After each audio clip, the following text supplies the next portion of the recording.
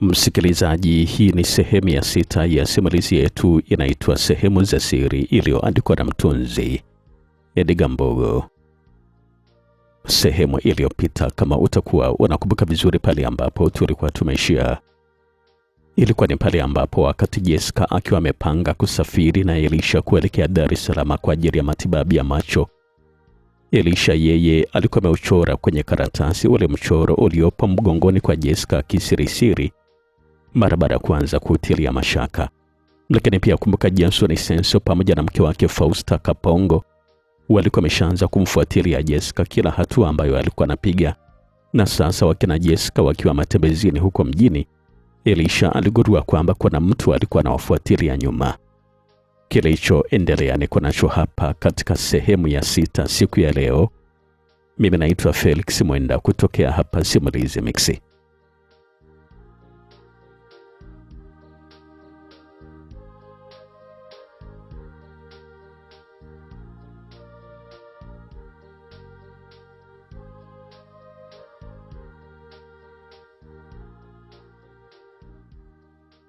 Siku iliyofuata majira ya saa 4 za asubuhi, ikiwa ni mara nyingine tena, Elisha anakwenda kutembea mjini pamoja na Jessica, ambako aliingia kwenye maduka mawili matatu akifanya manunuzi, huku Jessica akiwa amemshika mkono wa Elisha na kumongoza kila sehemu ambayo alikuwa anaelekea.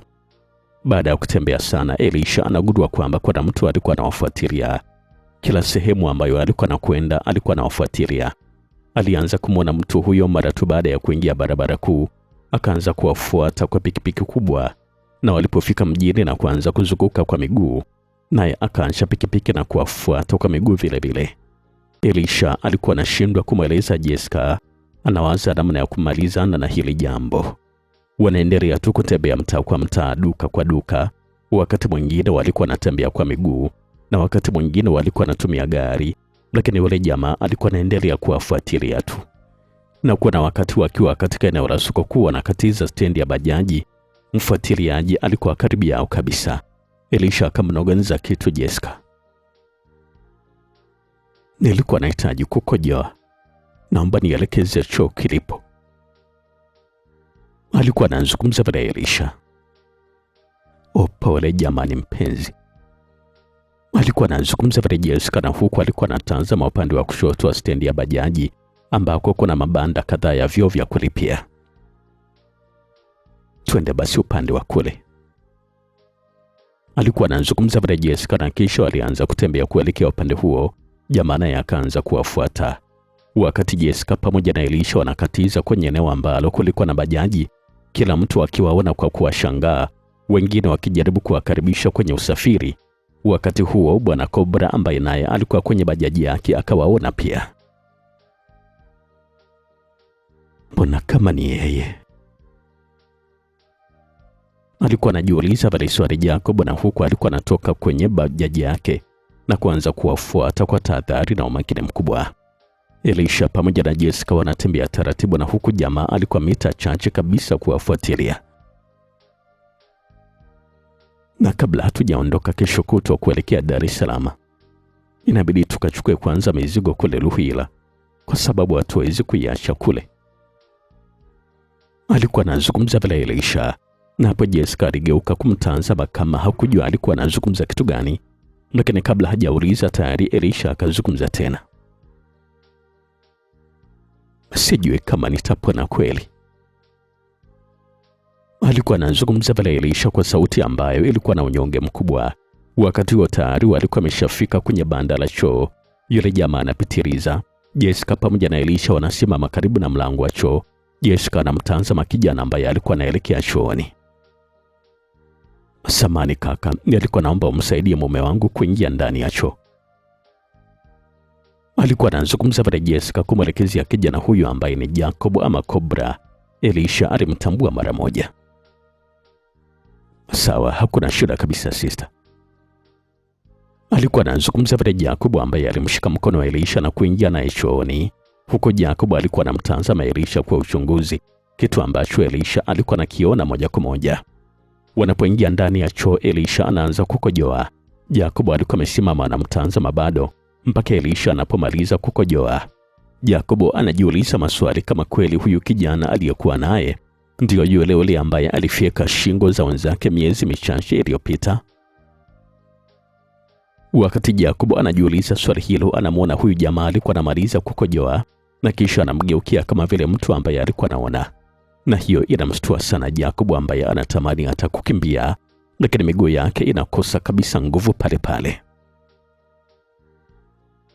Wala hauna haja ya kuogopa bro, lakini unapaswa kushukuru kwamba umepata muda wa kuniuliza swali, maana ni mara ya pili hii na kuona wananifuatilia. Alikuwa anazungumza pale Elisha kwa sauti ya utulivu ya chini. Jamaa anaanza kutetemeka kwa uoga, lakini kabla hajazungumza chochote Elisha akaongeza tena kuzungumza.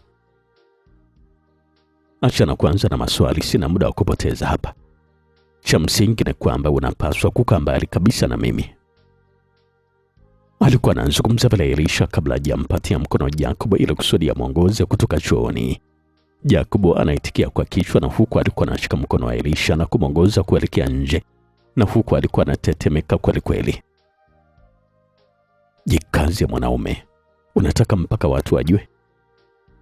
Alikuwa anazungumza pale Elisha kwa sauti ya kudong'ona. Jacobo anapomkabidhi Elisha kwa Jessica hapa nje ya choo, hakusubiri hata kuambiwa asante. Aliondoka moja kwa moja, na huku alikuwa anasahau kabisa kama alikuwa na bajaji, maana alianza kutembea kwa mguu kuelekea upande wa kituo kikuu cha polisi mkoa wa Ruvuma. Jessica pamoja na Elisha wanatembea kuelekea kule ambako alikuwa ameliacha gari. Sikukuelewa muda wale walivyosema kwamba tukachukua mzigo Ruhila. Alikuwa anazungumza pale Jessica wakati wanaendelea kutembea. Elisha anacheka kidogo. Hakuna kitu, nilikuwa nataka tutembee tu. Alikuwa anazungumza pale Elisha, na huku alikuwa anaendelea kutembea. Sasa ilikuwa ni zamu ya Jessica kucheka kidogo.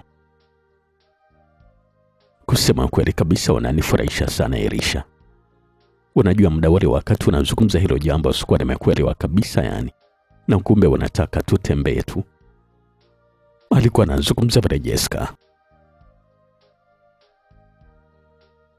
Tukielekea tena upande wa pili, msikilizaji, na huko mashariki mwa mji wa Songea, maeneo ya Mabatini ya Matogoro, ndani ya jumba moja kubwa tu la kifahari ambalo linamilikiwa na kijana mpole kuliko upole wenyewe, yani Jensen Yason.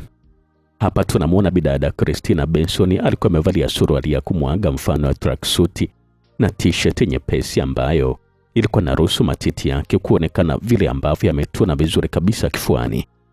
Muda huu alikuwa anajipikilisha tu jikoni, huku pembeni yake alikuwa anaonekana Jensen ambaye alikuwa anamchangamsha kwa stories hapa na pale na utani wa hapa na pale. Na ndio wakati ambao Inspector Tina alipoona simu yake ilikuwa anaanza kuita. Alipoitazama mara moja aliona kwamba mpigaji alikuwa ni mmoja kati ya askari wa kike ambao alikuwa amewapatia jukumu la kumfuatilia Fausta Kapongo. Kwa hivyo akaipokea simu hiyo mara moja. Halo, niambie dada Jamila. Alikuwa anazungumza na Inspector Tina mara baada kuweka simu yake kwenye sauti ya wazi maarufu kama loudspeaker. Dada, naweza kusema kwamba kazi imekamilika. Alikuwa anazungumza pale huyo mwanamke kutokea upande wa pili wa simu ambaye ameitwa kwa jina la Jamila. Basi afadhali sana jamani, maana ilitumia muda mrefu kweli. Alikuwa anazungumza pale kuelekezea huko upande wa pili wa simu. Na tena huwezi kabisa kuamini, tumepiga ndege wawili kwa jiwe moja afande. Alikuwa anazungumza pale Jamila. Kivipi yani Jamila, unamaanisha kitu gani? Hapa namaanisha kwamba Fausta kumbe ni ndugu yake na Jessica. Babu wa Fausta ni kaka wa bibi yake na Jessica. Na cha kufurahisha zaidi ni kwamba Johnson Senso na mume wake Fausta. Alikuwa anazungumza pale Jamila kutokea huko upande wa pili wa simu. Inspekta anaacha zinga moja la tabasamu. Basi sawa, tukutane ofisini tuweke sawa taarifa kabla ya kwenda kuwa kama rasmi. Alikuwa anazungumza pale Inspekta Tina, na huku alikuwa anamtazama mumewe ambaye alikuwa amekaa tu anamtazama. Basi hakuna shida kabisa dada, mimi naelekea huko kituoni muda huu. Alikuwa anazungumza pale Jamila. Sawa basi, na mimi wacha nijiandae tu mara moja, hapa nakuja. Alikuwa anazungumza pale Inspekta Tina kabla ya kukata simu na kumtazama Jensen kwa macho ya kubembeleza na kujidekeza. Haya sawa, nimeshakuelewa. Usinitazame kwa macho kama hayo, mimi nitakupeleka, kuna shida. Lakini na wewe unapaswa kujifundisha kuendesha gari, mke wangu, sawa? Alikuwa anazungumza pale Jensen huku wote walikuwa wanacheka kicheko laini, kicheko ambacho kilikuwa kinaashiria upendo wa hali ya juu kabisa, kabla Tina hajamuita dada wa kazi aendelee na mapishi. Huko magharibi mwa mji wa Songea, msikilizaji, Bwana Johnson Senso mwenye uso wa kukata tamaa akiwa amekaa sebuleni kwake anasubiria chakula cha mchana, huku pua zake zikivuta harufu ya dagaa kutokea ziwa Nyasa, macho yake akiwa ameelekeza kwenye TV. Lakini licha ya kuonekana alikuwa anatazama TV hiyo kwa makini mkubwa, ukweli ni kwamba hakuwa anaona chochote kwenye TV. Zaidi alikuwa anawaza sana kuhusu hatima yake na jinsi vile ambavyo atakavyokosa utajiri. Bwana Senso alikuwa anawaza mambo mengi sana kichwani, na huku alikuwa anafikiria hatari ambayo iko mbele yake kama tu ataikosa ramani kwa muda ambao alikuwa amepewa, kiasi kwamba hata anaposikia simu yake ilikuwa inaita pembeni yake alikuwa anashtuka kweli kweli kwa kudhani ya kwamba mpigaji atakuwa ni Mzee Kabweza. Anaichukua simu yake na huku alikuwa anatetemeka mikono yake. Mapigo yake ya moyo yanaenda kasi ya ajabu. Anatazama jina la mpigaji, anapoliona anaachia tabasamu pana. Afadhali. Alikuwa anazungumza pale Senso na huku alikuwa anapokea simu hiyo. Niambie. Alikuwa anazungumza pale Senso kwa sauti ya utulivu. Sasa bosi Jessica pamoja na huyu kipofu wake wanakwenda Luhila kuchukua ramani. Nimesikia wanazungumza hivyo. Alikuwa anazungumza vile huyo mwanaume kutokea upande wa pili wa simu. Unasema kweli kabisa, hivyo ndivyo ambavyo umesikia wanazungumza? Alikuwa anauliza pale swali Senso kwa sauti ya mshtuko, na huku alikuwa anasimama. Ndio bosi, kama ambavyo nimesikia hivyo. Niongeze tu mtu ili kusudi tu avamie njiani. Alikuwa anazungumza pale mwanaume kutokea upande wa pili wa simu. Basi sawa, kuna shida. Wapige simu akina Gumbo ni wakute hapo ulipo wewe. Mimi nakuja sasa hivi pia tufanye kazi. Alikuwa anazungumza pale Senso na huku alikuwa anaingia chumbani ambako hakutumia hata dakika 5. Alitoka akiwa ameshabadilisha tayari nguo, na sasa alikuwa amevalia suruali ya jinsi, t-shirt nyeusi pamoja na koti la baridi. Chini alikuwa amevaa viatu vyeusi ambavyo vilikuwa na shingo ndefu. Vipi tena jamani, mbona ghafla? Alikuwa anauliza pale swali mke wake Fausta, ambaye alikuwa anamalizia maandalizi ya chakula hicho cha mchana. Tayari wameshaingia kwenye 18 hawa. Alikuwa anazungumza pale Senso na huku alikuwa anaiweka bastora kiunoni na kuziba kwa koti la baridi. Afadhali jamani, sasa leo muhakikishe kwamba hamfanyi makosa yoyote yale. Fanyeni juu chini kuhakikisha kwamba hiyo ramani mnaipata. Alikuwa anazungumza pale Fausta kwa sauti ambayo ilikuwa na furaha, na huku alikuwa anaasha kile ambacho alikuwa anafanya na kumsindikiza mume wake ambaye alikuwa anaelekea nje. Leo nasema kabisa kwamba hata damu itamwagika, lakini lazima nitaipata ramani. Hata kama itatokea nikaua, basi nitatoweka kwa muda. Tutawasiliana sehemu ambapo nitakuwa nimeelekea. Alikuwa anazungumza pale Senso. Na usitumie gari letu basi mume wangu. Alikuwa anazungumza pale Fausta na huku alikuwa anamuona mumewe alikuwa anafungua mlango wa gari Toyota IST. Na kwenda kubadilisha gari tu, wala usijali. Nachukua gari la Mzee Maganga. Alikuwa anazungumza pale Bwana Senso na huku alikuwa anaingia ndani ya gari yake, anawasha mara moja, na bila kusubiria mpangilio ukamilike, Senso anaondosha gari kwa mwendo mkali kuelekea upande wa barabara kuu.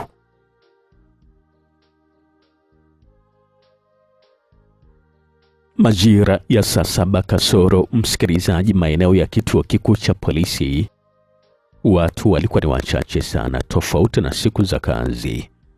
Wengi kati ya watu waliokuwepo eneo la mbele walikuwa ni askari wa jeshi la polisi waliovalia sare za kazi, lakini pia walikuwepo watu waliovalia nguo za kiraia, wa kike kwa wa kiume, ambao hawa walikuwa naendelea tu na mambo yao. Lakini vile vile tunamuona kijana Jacob alikuwa anaingia pale kituoni kwa mwendo wa nusu mbio nusu kutembea. Jacob ama Cobra anapitiliza mpaka mapokezi ya hapa kituo cha polisi, huku baadhi ya askari wa jeshi la polisi walikuwa wanamtazama kwa macho ya mshangao, kwa sababu kijana mwenye sifa kama za Jacob ni agharabu sana kumwona alikuwa anaingia kituo cha polisi kama hivi, tena bila kushinikizwa na mtu yoyote. "Shikamoo afande."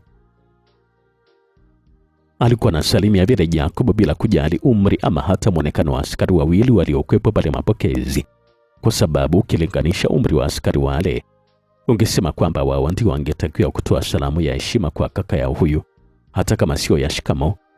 Wale askari wanatazamana tu, na huku alikuwa anazuia vicheko vyao, japo sio ajabu kwa wao kukutana na vitu kama hivi, yani kama kuitwa mzee, baba ama mheshimiwa, lakini hii ya leo ilikuwa imezidi. "Eleza shida yako." Alikuwa anazungumza pale askari mmoja wa kike kati ya wale wawili. "Nilikuwa nahitaji kumwona afande Christina." Alikuwa anazungumza pale Jacob ambaye jina lake maarufu anaitwa Cobra, na tena alikuwa anazungumza kwa sauti iliyokuwa na wasiwasi mkubwa. "Afande Tina leo hajaja kazini. Wanaweza kuacha ujumbe tu tukamfikishia." Alikuwa anazungumza pale yule askari wa kike. "Sawa, nilikuwa nataka nimwambie kwamba mtu ambaye alikuwa anamtafuta nimemwona. Nitakuja Jumatatu kumweleza vizuri." Alikuwa anazungumza pale Cobra. "Sawa, na sisi tutamweleza, hakuna shida." Alikuwa anazungumza pale yule askari wa kike, na Cobra alikuwa anaondoka pale mapokezi. Hakutaka hata kushangaa, maana ilikuwa ni sehemu ambayo haipendi hata kidogo. Lakini sasa wakati anatoka pale kwenye geti, Cobra anapishana na PC Jamila ambaye alikuwa anashuka kwenye bodaboda na kumlipa dereva wa bodaboda pesa yake, na wakati huo huo linaonekana gari Land Rover Discovery, na anapolitazama gari hili kwa macho yake mbea, anamwona bidada Jessica alikuwa na mwanaume wake kipofu ambaye anamjua kwa kumwona siku ile nyumbani kwa Jessica wakizungumza na kucheka kwa pamoja, huku gari ilikuwa napita mbele yake kwa mwendo wa wastani. Huko maeneo ya soko kuu la Songea, msikilizaji, karibia na kijiwe cha bajaji, anaonekana kijana mmoja ambaye alikuwa amekaa kwenye pikipiki kubwa, huku vijana wengine watatu walikuwa wamesimama pembeni yake, ni kama kuna mtu fulani walikuwa wanamsubiria. Dakika kama 5 baadaye linaonekana gari Land Rover Puma likiwa linaingia pale kwa mwendo wa ngiri, kiasi cha kuwashangaza hata wale ambao walikuwepo katika eneo lile. Wengi wao walikuwa ni madereva bajaji pamoja na wateja pia. "Oya, haina kusubiri hapa. Nyinyi wawili muwahi Ruhuila muwafuatilie. Sisi tunakuja na gari." Alikuwa anazungumza Valsenso kutoka ndani ya gari, na mgawanyiko ukawa hivyo kweli. Wawili walipanda pikipiki na wawili wakaingia kwenye gari. Bila kupoteza muda, safari ilianza mara moja. Pikipiki ilikuwa inatangulia kwa mwendo mkali zaidi. Lile gari Land Rover 110 Puma lilikuwa linafuata nyuma kwa mwendo ule ule bila kujali mazingira ya mjini. Huko upande wa pili, lile Land Rover Discovery linasimama nje ya nyumba kongwe. Jessica anamongoza Elisha kushuka kwenye gari, na huku akija kupokelewa na mwenyeji wao ambaye anachukua mazaga waliombebea na kuingiza ndani ya nyumba. "Haya, niambie sasa Elisha, ni sehemu gani umesema kwamba unapenda kutembea? Maana walisema kwamba tuje huku Ruhuila tutembee tu." Alikuwa anauliza pale swali Jessica kwa sauti ya utani, akijua kwamba mpenzi wake huyu hakuna sehemu ambayo alikuwa anaitambua hapa kwa kuiona kwa macho yake. "Ni kwenye ule mti mkubwa uliposema kwamba kuna makaburi ya babu na bibi yako." Alikuwa anazungumza pale Elisha na kumshangaza Jessica, yani ulikuwa na mshangao wa mshtuko. "Unapapendea kitu gani sasa pale Elisha?" Alikuwa anauliza pale swali Jessica kwa sauti ya mshangao. "Kabla ya kusafiri kuelekea Dar es Salaam, itakuwa ni muhimu sana kuwaomba wazee watusaidia kufika salama. Ama wewe huu unafanyaje unapotaka kusafiri?" Alikuwa anauliza pale swali ya Elisha, na hapo Jessica akatulia kidogo kama kuna jambo alikuwa anakumbuka. "Nimeshawahi kusikia sehemu, ndio, Lakini kwetu hawa ndio wazee wa kwanza kabisa ambao walikuwa napaswa kutufundisha jambo hilo. Alikuwa anazungumza vile Jessica, na huku alikuwa anaanza kutembea kuelekea kule ambako kulikuwa na mti mkubwa wa mbuyu, na pembeni ya huo mbuyu ndio kuna makaburi mawili. Ni muhimu sana kujali sehemu alizolala kabla ya kueleza shida zetu. Alikuwa anazungumza vile Elisha kwa sauti ya utulivu yenye kujali pia. Kusema kweli kabisa na kuhitaji sana Elisha, kwa sababu naona kuna mambo mengi sana napaswa kujifunza kutoka kwako. Alikuwa anazungumza vile Jessica, na huku alikuwa anasimama. Tumefika tayari. Alikuwa anazungumza vile Jessica, na huku alikuwa anamtazama Elisha. Sawa, naomba nisaidie kugusa kaburi la kwanza. Alikuwa anazungumza vile Elisha, ambaye macho yake yalikuwa mbele. Alikuwa anatazama uliko mbuyu na makaburi ambayo yalikuwa karibu yao. Jessica kweli kabisa anamsaidia Elisha kugusa kaburi la kwanza, ambalo zaidi ya kufyekewa tu nyasi na mfanyakazi, hakuna mtu yoyote ambaye alikuwa analifanyia usafi. Ni muhimu sana kufanya kama hivi. Alikuwa anazungumza vile Elisha, na huku alikuwa anashika nyasi kwa kuzipapasa na kuanza kuzing'oa. Kitendo hiki kina msisimua sana Jessica, ambaye alikuwa amesimama, na huku alikuwa ametoa macho kwa mshangao. Alikuwa anamtazama tu Elisha kwa sekunde chache vile ambavyo alikuwa anafanya, huku machozi alikuwa anaanza kuziba macho yake. Jessica anafuta machozi na kisha anainama na kuanza kung'oa nyasi kama vile ambavyo alikuwa anafanya Elisha. Na bahati nzuri mfanyakazi wa Jessica, yani ule mwenyeji wao, naye anajiunga nao, na huku alikuwa amebeba jembe pamoja na fagio. Jessica, kwani mzee aliacha maagizo kwamba anataka kuzikwa hapa au? Alikuwa anauliza vile swali Elisha, na huku alikuwa anaendelea tu na kazi yao. Kwanza yeye alichagua sehemu ya kumzika bibi, lakini pia akatoa maagizo na yeye akifa azikwe hapo hapo ambapo bibi atakuwa amezikwa. Alikuwa anazungumza vile Jessica. Na walisema kwamba hii nyumba hapa ni ya zamani sana, kwani alijenga ama alinunua? Alikuwa anauliza vile swali Elisha, akitegemea jibu kwamba litakuwa hiyo nyumba alijinyakulia tu, jibu ambalo lilikuja kweli kama vile ambavyo alikuwa anataka. Mwanzo eneo hili lote mpaka kule shuleni walikuwa anaishi Wajerumani, lakini mara baada ya kuondoka yeye alijinyakulia nyumba hii ambayo ilikuwa imetelekezwa tu, akaanza maisha na bibi. Alikuwa anasimulia vile Jessica. Lakini huko upande wa pili tena, msikilizaji, gari BMW rangi nyeusi linasimama nje ya uzio wa kituo cha polisi, na mlango wa upande wa abiria unafunguliwa. Anashuka Inspekta Tina. Nitakupigia baadaye ili kusudi uje kunifuata. Alikuwa anazungumza vile Tina kwa sauti ya kudeka. Sawa, usijali kabisa mpenzi. Hata ukitaka nikusubiri hapa mimi nitakusubiria tu. Alikuwa anazungumza vile Jensen kwa sauti ya utani, na wakati ule ule wanaiona pikipiki kubwa ilikuwa nakatiza hapa kwa mwendo mkali. Yaani hawaogopi kabisa hata kituo cha polisi jamani hawa watu. Alikuwa anajiuliza pale swali Inspekta Tina.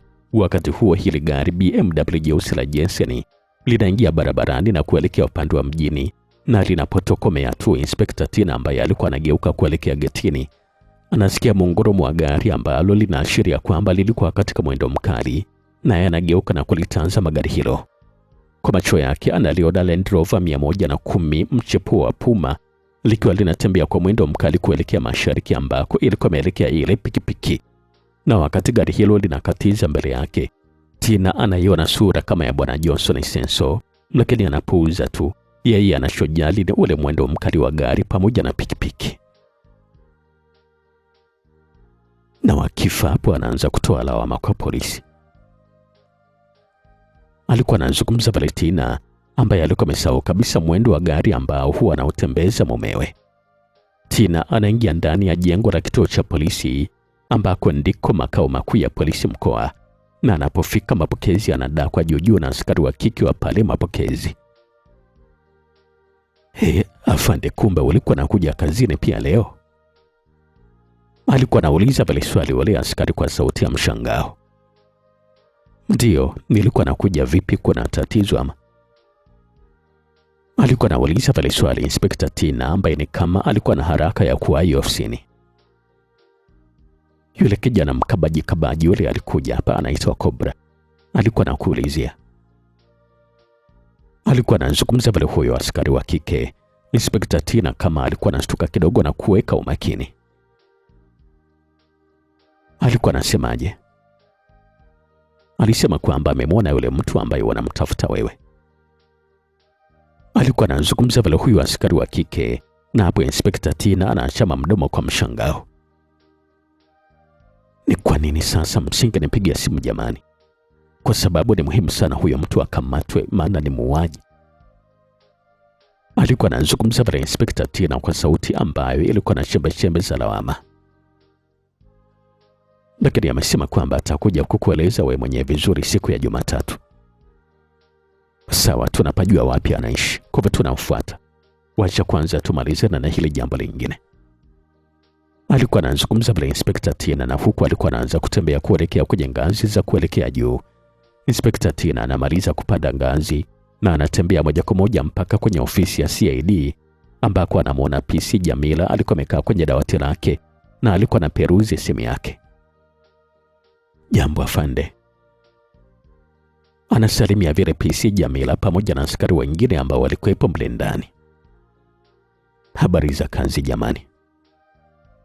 Alikuwa anasalimia vile Inspekta Tina, na maaskari hawa na wao wanaitikia kwa pamoja. Inspekta Tina anakwenda kukaa kwenye kiti kitupu mbele ya dawati la Jamila. Hapo mazungumzo yanaanza mara moja. Kwa jinsi vile ambavyo tumegundua Inspekta, ni kwamba Jessica pamoja na Fausta Kapongo wana undugu. Kwa hivyo Fausta amegundua siri ya ramani kupitia undugu wao, na sasa wanashirikiana na mume wake kupata hiyo ramani. Na ni kama tu ambavyo nilikueleza mwanzo kwamba kumbe mume wa Fausta ni Johnson Senso. Alikuwa anazungumza pale PC Jamila. Kwa sasa kwa maana hiyo Jessica mwenyewe hakuna chochote ambacho anajua. Kwa hivyo ni muhimu sana tukamjulisha jambo hili. Alikuwa anazungumza pale Inspekta Tina, na huku alikuwa anajipapasa mfukoni. Alafu pia nimekumbuka kitu hapa Inspekta. Alikuwa anazungumza pale Jamila. Ni kitu gani tena? Inspekta Tina alikuwa anauliza pale swali, na huku alikuwa anafungua mkoba wake kutafuta simu. Nimemwona Jessica anaelekea maeneo ya Luhuila kule. Alikuwa anazungumza pale Jamila. Hapo sasa Inspekta Tina ambaye alikuwa ameshika simu mkononi anajikuta alikuwa anashtuka kidogo. Sasa ndio nimekumbuka. Alikuwa anazungumza pale Inspekta Tina kwa sauti ya mshtuko. Umekumbuka kitu gani tena afande? Nimemwona Johnson Senso anaelekea upande huo wa Luhuila. Alikuwa anazungumza pale Inspekta Tina huku alikuwa anainuka kutokea kwenye kiti ambacho alikuwa amekalia. Tuondoke mara moja, chukua na silaha. Jessica atakuwa hatarini. Alikuwa anazungumza pale Tina, na huku alikuwa anatembea kuelekea nje. PC Jamila naye alikuwa anamfuata. Inspekta Tina anapiga simu mapokezi. Alikuwa anaagiza waandali wa askari wenye silaha na magari mawili pia. Tukirejea tena huko Luhuila, msikilizaji, kwa mzee Zunda, kazi ya kufagia makaburi inachukua dakika kama 15 na kisha wanamaliza, na Elisha anasimama mbele ya kaburi na kuanza kusali kimya kimya. Jessica naye anafanya kama hivyo, lakini mwisho Elisha anazungumza kwa sauti ya wazi. Tunakuomba uwateue wazee wetu kwa kati ya wale watakaoingia peponi. Usiangalie dhambi zao, angalia mema yao mengi walioyatenda hapa duniani. Hivyo ndivyo alivyomaliza kusali Elisha, na Jessica akaitikia kwa sauti kubwa amen. Elisha akiwa anatazama mbele akaacha tabasamu laini mfano wa jua la alfajiri. Hii ni moja kati ya sehemu muhimu sana kwako Jessica. Njia yako iko hapa, na maswali mengi yatajibiwa kuanzia hapa. Na babu amelala njiani ila kusudi kukuangalia vile ambavyo wanafanikiwa. Alikuwa anazungumza pale Elisha kwa sauti ya utulivu, na Jessica alitikia kwa kichwa kukubaliana na Elisha. Sina uhakika kama Jessica alikuwa ameelewa hicho ambacho Elisha alikuwa anazungumza, ama alikuwa anaitikia tu bila hata kuelewa. Tuondoke sasa tukakamilishe kazi, alikuwa anazungumza pale Elisha, na huku alikuwa ananyosha mkono wake akiomba msaada wa kushikwa mkono. Elisha, bwana, kusema kweli kabisa leo huishi kunishangaza wewe. Sasa ni kazi gani ambayo wanasema kwamba tukamalize? Alikuwa anauliza pale swali Jessica, na huku alikuwa anamshika mkono wa Elisha na kuanza kutembea kuelekea kwenye nyumba. Wanajisafisha mikono kabla ya kuaga na kuingia kwenye gari. Safari inaanza kuelekea mjini. Imefika siku ya kuamua. Alikuwa anazungumza pale Elisha, ambaye anaiona pikipiki ilikuwa inakuja mbele yao. Ilikuwa ni pikipiki ambayo aliiona ikiwa inawafuatilia toka walivyokuwa natoka nyumbani. Jessica anashika kidogo. Unajua Elisha, kusema kweli kabisa leo unanishangaza sana. Maana unazungumza vitu vingi ambavyo mimi nashindwa kabisa kuelewa unamaanisha kitu gani. Alikuwa anazungumza pale Jessica, na huku alikuwa anaendesha gari taratibu kupita kwenye barabara ya vumbi, na huku alikuwa anapishana na pikipiki ambayo sasa ilikuwa na watu wawili. Nafikiri kwamba muda wa kushangaa bado. Subiri kwanza tufike nyumbani, pengine kuna mengine mengi zaidi. Alikuwa anazungumza pale Elisha, na gari ilikuwa inaendelea kutembea kuifuata barabara kuu ambayo ilikuwa na rami. Lakini basi wakati wanaingia barabara kuu, mara wakaiona ile pikipiki ilikuwa inakuja toka nyuma yao na kuwapita. Ilikuwa inaingia barabara kuu pia na kushika uelekeo wa mjini. Jessica naye na gari yake anaingia barabara kuu, na wakati ule simu yake Jessica ilikuwa inaanza kuita. Hata sio ni nani ananipigia. Wacha kwanza nitampigia nikisha simama. Alikuwa anazungumza pale Jessica, na huku alikuwa anakanyaga mafuta na kuongeza mwendo kuelekea upande wa mjini. Sekunde chache baadaye wanaanza kuteremka mteremko wa kushukia daraja la mto Ruhuila. Ndani ya gari walikuwa kimya tu. Simu inasikika ilikuwa inaendelea kuita. Jessica alikuwa anatafakari maneno ya Elisha ambayo alikuwa amezungumza. Lakini sasa wanapolikaribia daraja, mara macho ya Jessica yanaona kitu ambacho hakikuwa ni cha kawaida. Elisha alikuwa anaita vile Jessica, na huku alikuwa anapunguza mwendo. Vipi tena Jessica, kuna shida? Alikuwa anauliza pale swali Elisha kwa sauti ya utulivu. Naona kuna gari imezuia barabara mbele. Alikuwa anazungumza pale Jessica kwa sauti ambayo ilikuwa na woga, na huku alikuwa anasimamisha gari. Macho yake anaweza kuwaona vijana wanne waliosimama kibabe pembeni ya gari. Ile kusimama tu, vijana wawili wanalifuata gari, na huku alikuwa amegawana milango. Sasa unapaswa kuwa mtulivu Jessica, na kitu utakachokiona hapa hupaswi kabisa kumwambia mtu yoyote ule. Alikuwa anazungumza pale Elisha kwa sauti ya chini, na huku alikuwa anajipapasa mguu wake wa kulia karibia na kiatu. Vijana wale wawili ambao sura zao sio ngeni kwa Jessica, wanapolifikia gari wanatoa bastora mikononi na kufungua milango ya gari kwa nguvu. Shukeni chini nyi wajinga. Alikuwa anazungumza pale kijana mmoja kwa sauti ya kibabe. Yule kijana mwingine ambaye yuko upande wa Elisha anamshika mkono wa Elisha na kumvuta kwa nguvu. Elisha anafika chini, na kwa bahati mbaya anaanguka chini kutokana na kukanyaga vibaya ardhi, huku miwani pia ilikuwa inamtoka usoni. Lakini jamani, huyu ana matatizo ya... Acha kelele mshenzi kabisa wewe. Hilo linatuhusu vipi sisi? Alikuwa anazungumza pale kijana wale ambaye Jessica alikuwa anamkumbuka vizuri kabisa kwamba ni mmoja kati ya watu waliovamia kwake wakiongozwa na Johnson Senso, akiwa anamkatiza Jessica kuzungumza kile ambacho alikuwa anataka kuzungumza kwa sauti ya kutia huruma. Pole sana jamani Elisha, haujaumia? Alikuwa anauliza pale swali Jessica, na huku alikuwa anamshika Elisha wake na kutaka kumwinua. Hapana, sijaumia. Pole mpenzi, maana najua na kabisa na kuingiza kwenye matatizo. Alikuwa anazungumza pale Jessica, na huku alikuwa anaokota miwani ya Elisha na kuifuta kidogo kabla hajamvisha tena usoni. Hivi sisi tumewakosea kitu gani jamani? Alikuwa anauliza pale swali Jessica, na huku alikuwa anamsaidia Elisha kusimama. Na wakati ule ule mlango wa gari unafunguliwa, Jessica anamwona Senso akiwa anashuka kutokea kwenye gari. Usijifanye hujui kitu gani ambacho mimi nakihitaji Jessica. Na nasema kabisa kwamba leo kama sio ramani, basi itakuwa ni roho yako. Alikuwa anazungumza pale Senso kwa sauti kavu kabisa iliyojaa ukatili. Jessica anaonyesha uso wa mshangao mkubwa. Ramani gani tena unaiulizia Senso? Ni zaidi ya ile ambayo mmeichukua mlipovamia mara ya mwisho pale nyumbani au? Alikuwa anauliza pale swali Jessica kwa sauti ya kusuta ama kulalama. Na usije kunipandisha kabisa hasira zangu Jessica. Hivi ulikuwa nadhani ya kwamba sintogundua kuwa ile ramani ni fake? Alikuwa anazungumza pale Senso kwa sauti ya juu, kali na yenye hasira pia. Jessica anastuka na kumtazama Elisha. Alikuwa anatamani kumuuliza kama alikuwa anaelewa hiki ambacho Senso alikuwa anazungumza.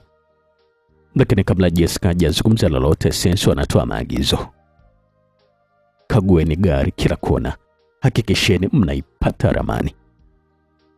Alikuwa anazungumza pale Senso kwa sauti ambayo ilikuwa na amri. Ramani gani tena Senso ambapo? Kaa kimya malaya mkubwa kabisa wewe. Vinginevyo nasema kabisa kwamba nitaupasua ubongo wako na huyo kipofu wako. Alikuwa anazungumza pale Senso kumkatiza Jessica kile ambacho alikuwa anataka azungumze, na huku alikuwa anatoa bastola yake na kuikoki. Hapo Jessica akajua kabisa kwamba leo ndio ulikuwa ni mwisho wake. Ni kitu gani tena hicho Jessica, kwani hawa watu wana bunduki au? Alikuwa anauliza pale swali Elisha kwa sauti ambayo ilikuwa na uoga mwingi. Na wewe mwambie kaba wako atoe ramani mara moja, vinginevyo na kumaliza kabisa we mshenzi. Alikuwa anazungumza pale Senso kwa sauti ambayo ilikuwa na ogofya. Bosi, kwenye gari naona hakuna kitu. Alikuwa anazungumza pale mmoja kati ya vijana wa Senso ambao alikuwa anapekua gari. Hebu tafuteni vizuri nyie. Leo anasema kabisa kwamba ni mpaka tuipate ramani. Alikuwa anazungumza pale Senso, na huku alikuwa anawasogelea Jessica pamoja na Elisha, na kisha anamshika Elisha na kumvuta kwa nguvu. Elisha anachomoka kutoka kwenye mikono ya Jessica na kuanguka chini, na miwani yake inatoka usoni na kudondokea mita kadhaa pembeni yake. Senso anamsogelea Elisha pale ambapo alikuwa ameangukia. Jessica, sema ramani iko wapi? Vinginevyo nakwambia kweli kabisa kwamba namaliza huyu kipofu wako sasa hivi mbele ya macho yako. Alikuwa anazungumza pale Senso, na huku alikuwa ananyosha bastola kwa Elisha ambaye bado alikuwa chini pale pale ambapo alikuwa ameangukia. Tafadhali sana Senso, usifanye kama hivyo. Ni kweli kabisa mimi sina. Jessica, sitaki kabisa utani, na kwambia. Mimi nahesabia kuanzia 1 mpaka 3. Kama hutotoa ramani, basi namuua mara moja huyu mpuuzi. Alikuwa anazungumza pale Senso kwa sauti ambayo haikuonyesha kabisa utani hata kidogo. Wakati wa Jessica alikuwa anaanza kuangua kilio. Lakini sasa Senso, mimi sijui kabisa kama kuna ramani moja. Ilikuwa ni sauti ya juu kabisa ya Senso akianza kuhesabia 1 kabla hata Jessica hajamaliza kuzungumza kile ambacho alikuwa anataka azungumze. Nakuomba sana Senso, usifanye kama hivyo. Kama unataka pesa ni 2.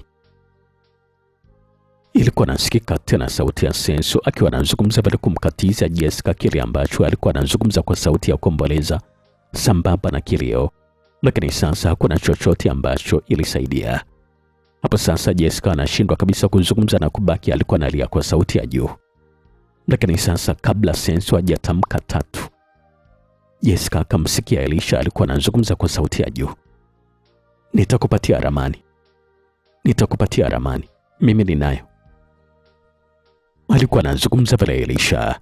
Hapo sasa sio tu Senso ambaye alikuwa anaonyesha mshangao, lakini hata Jessica mwenyewe alishtuka na kushangaa mara 2 zaidi ya mshtuko wa kawaida. Wale vijana ambao walikuwa nakagua kwenye gari walisikia pia. Wakaanza kukagua gari na kumtazama Elisha ambaye alikuwa chini. Alikuwa anapeleka mkono usawa wa mguu wake, na kila mtu alikuwa nadhani ya kwamba huko kwenye mguu wake ndiko kulikuwa na ramani. Jessica ambaye hakuna chochote ambacho alikuwa anajua, anaacha kulia na kumtazama mpenzi wake Elisha ambaye anaonekana alikuwa anapapasa usawa wa mguu wake wa kulia kama vile alikuwa anatafuta sehemu aliyoweka ramani. Jessica alikuwa anajiuliza maswali kwamba Elisha alikuwa ameipata vipi hiyo ramani na ameipata wapi.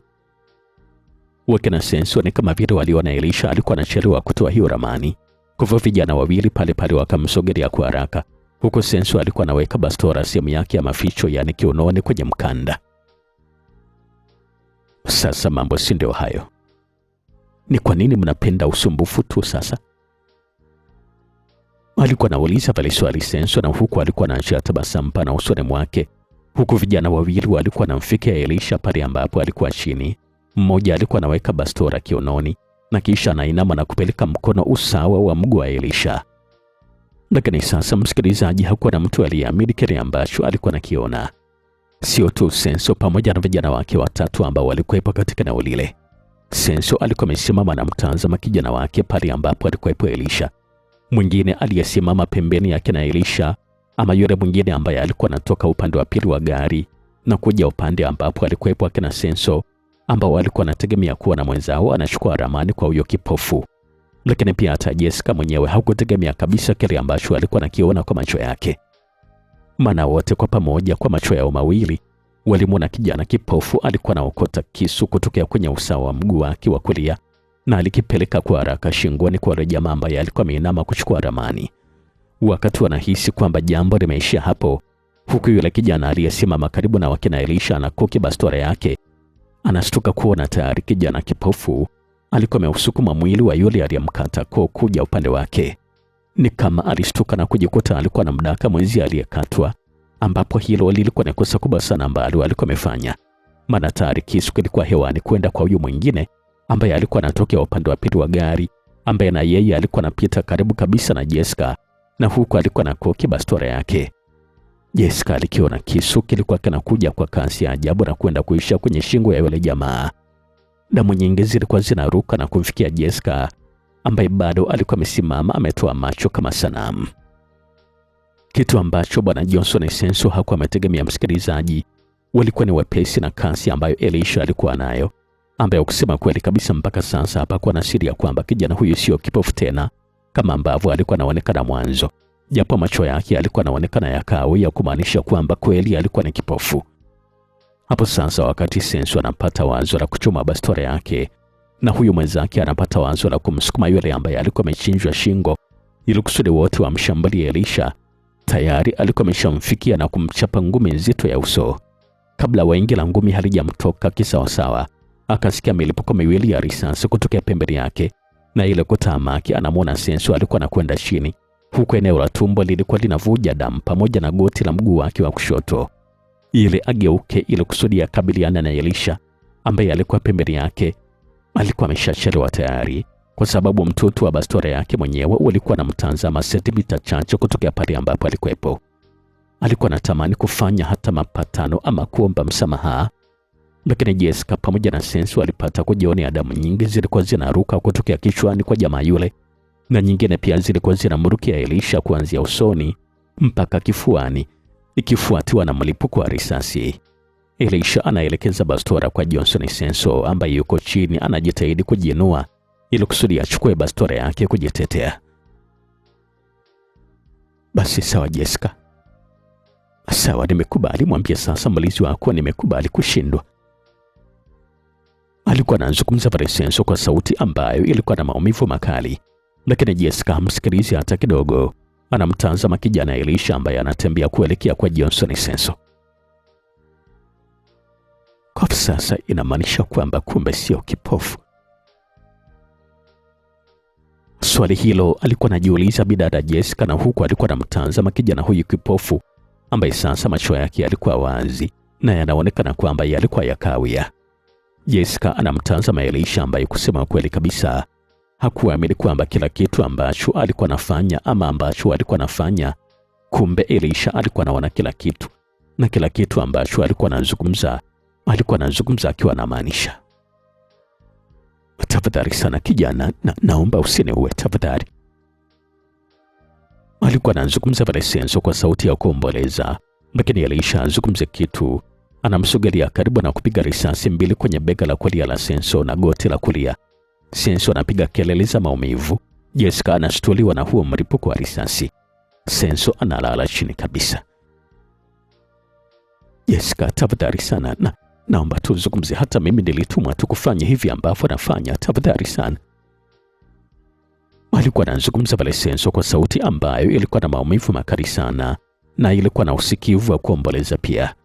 Bila kuzungumza kitu, Elisha anatupa chini bastora kisha anatembea kumsogelea yule jamaa mwingine ambaye alikuwa amenasiwa na kisu shingoni, ambaye alikuwa karibu kabisa na Jessica anapambania uhai wake dakika za mwisho.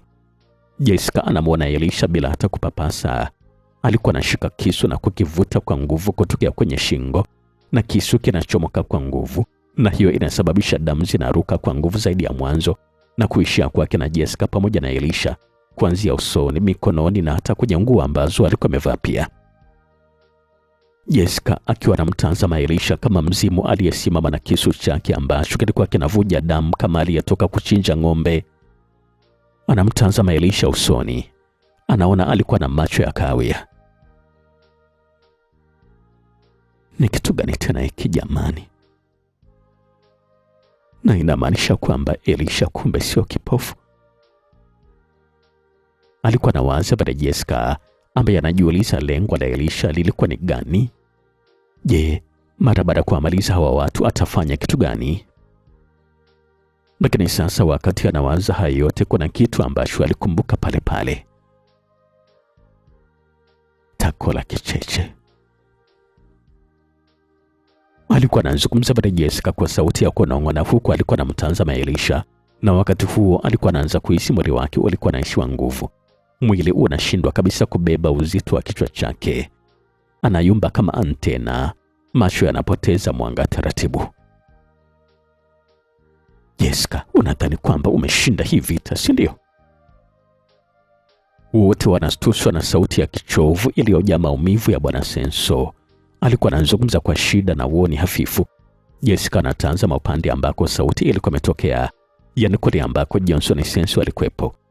Elisha pamoja na Jessica wanamwona Senso alikuwa amejiinua kidogo na kuwa kama anataka kukaa, na huku alikuwa amenyanyua mkono wake wa kuume uliokamata bastora yake ambayo alikuwa ameielekeza upande wao. Hapo sasa Jessica anajua wazi kabisa kwamba tayari wamefikia mwisho wa maisha yao, maana pasingekuwa na kitu cha kuepusha na risasi kutokea kwa Senso ambaye alikuwa anajiweka vizuri kufyatua risasi, na ukishuhudia kwamba Elisha alikuwa mbali na Senso. Jessica sasa mapigo ya moyo yalikuwa na mwenda mbio sana, huku macho yalikuwa yanazidi kuwa mazito na kujawa na giza. Miguu yake inakosa kabisa nguvu, na wakati ule ule kwa macho hafifu anamtazama Elisha. Jessica anamwona Elisha alikuwa anageuka kwa haraka, na huku alikuwa ananyosha mkono wenye kisu, na kisu kinatoka mkononi kwa spidi ya mita 100 kwa sekunde. Jessica hakuona kabisa namna kisu kilivyoenda kukwama kwenye bega na mkono wa kulia wa Senso ambao ndio alikuwa ameshikilia bastora, kwa sababu tayari alikuwa ameshaanza kwenda chini akiwa ameshapoteza fahamu.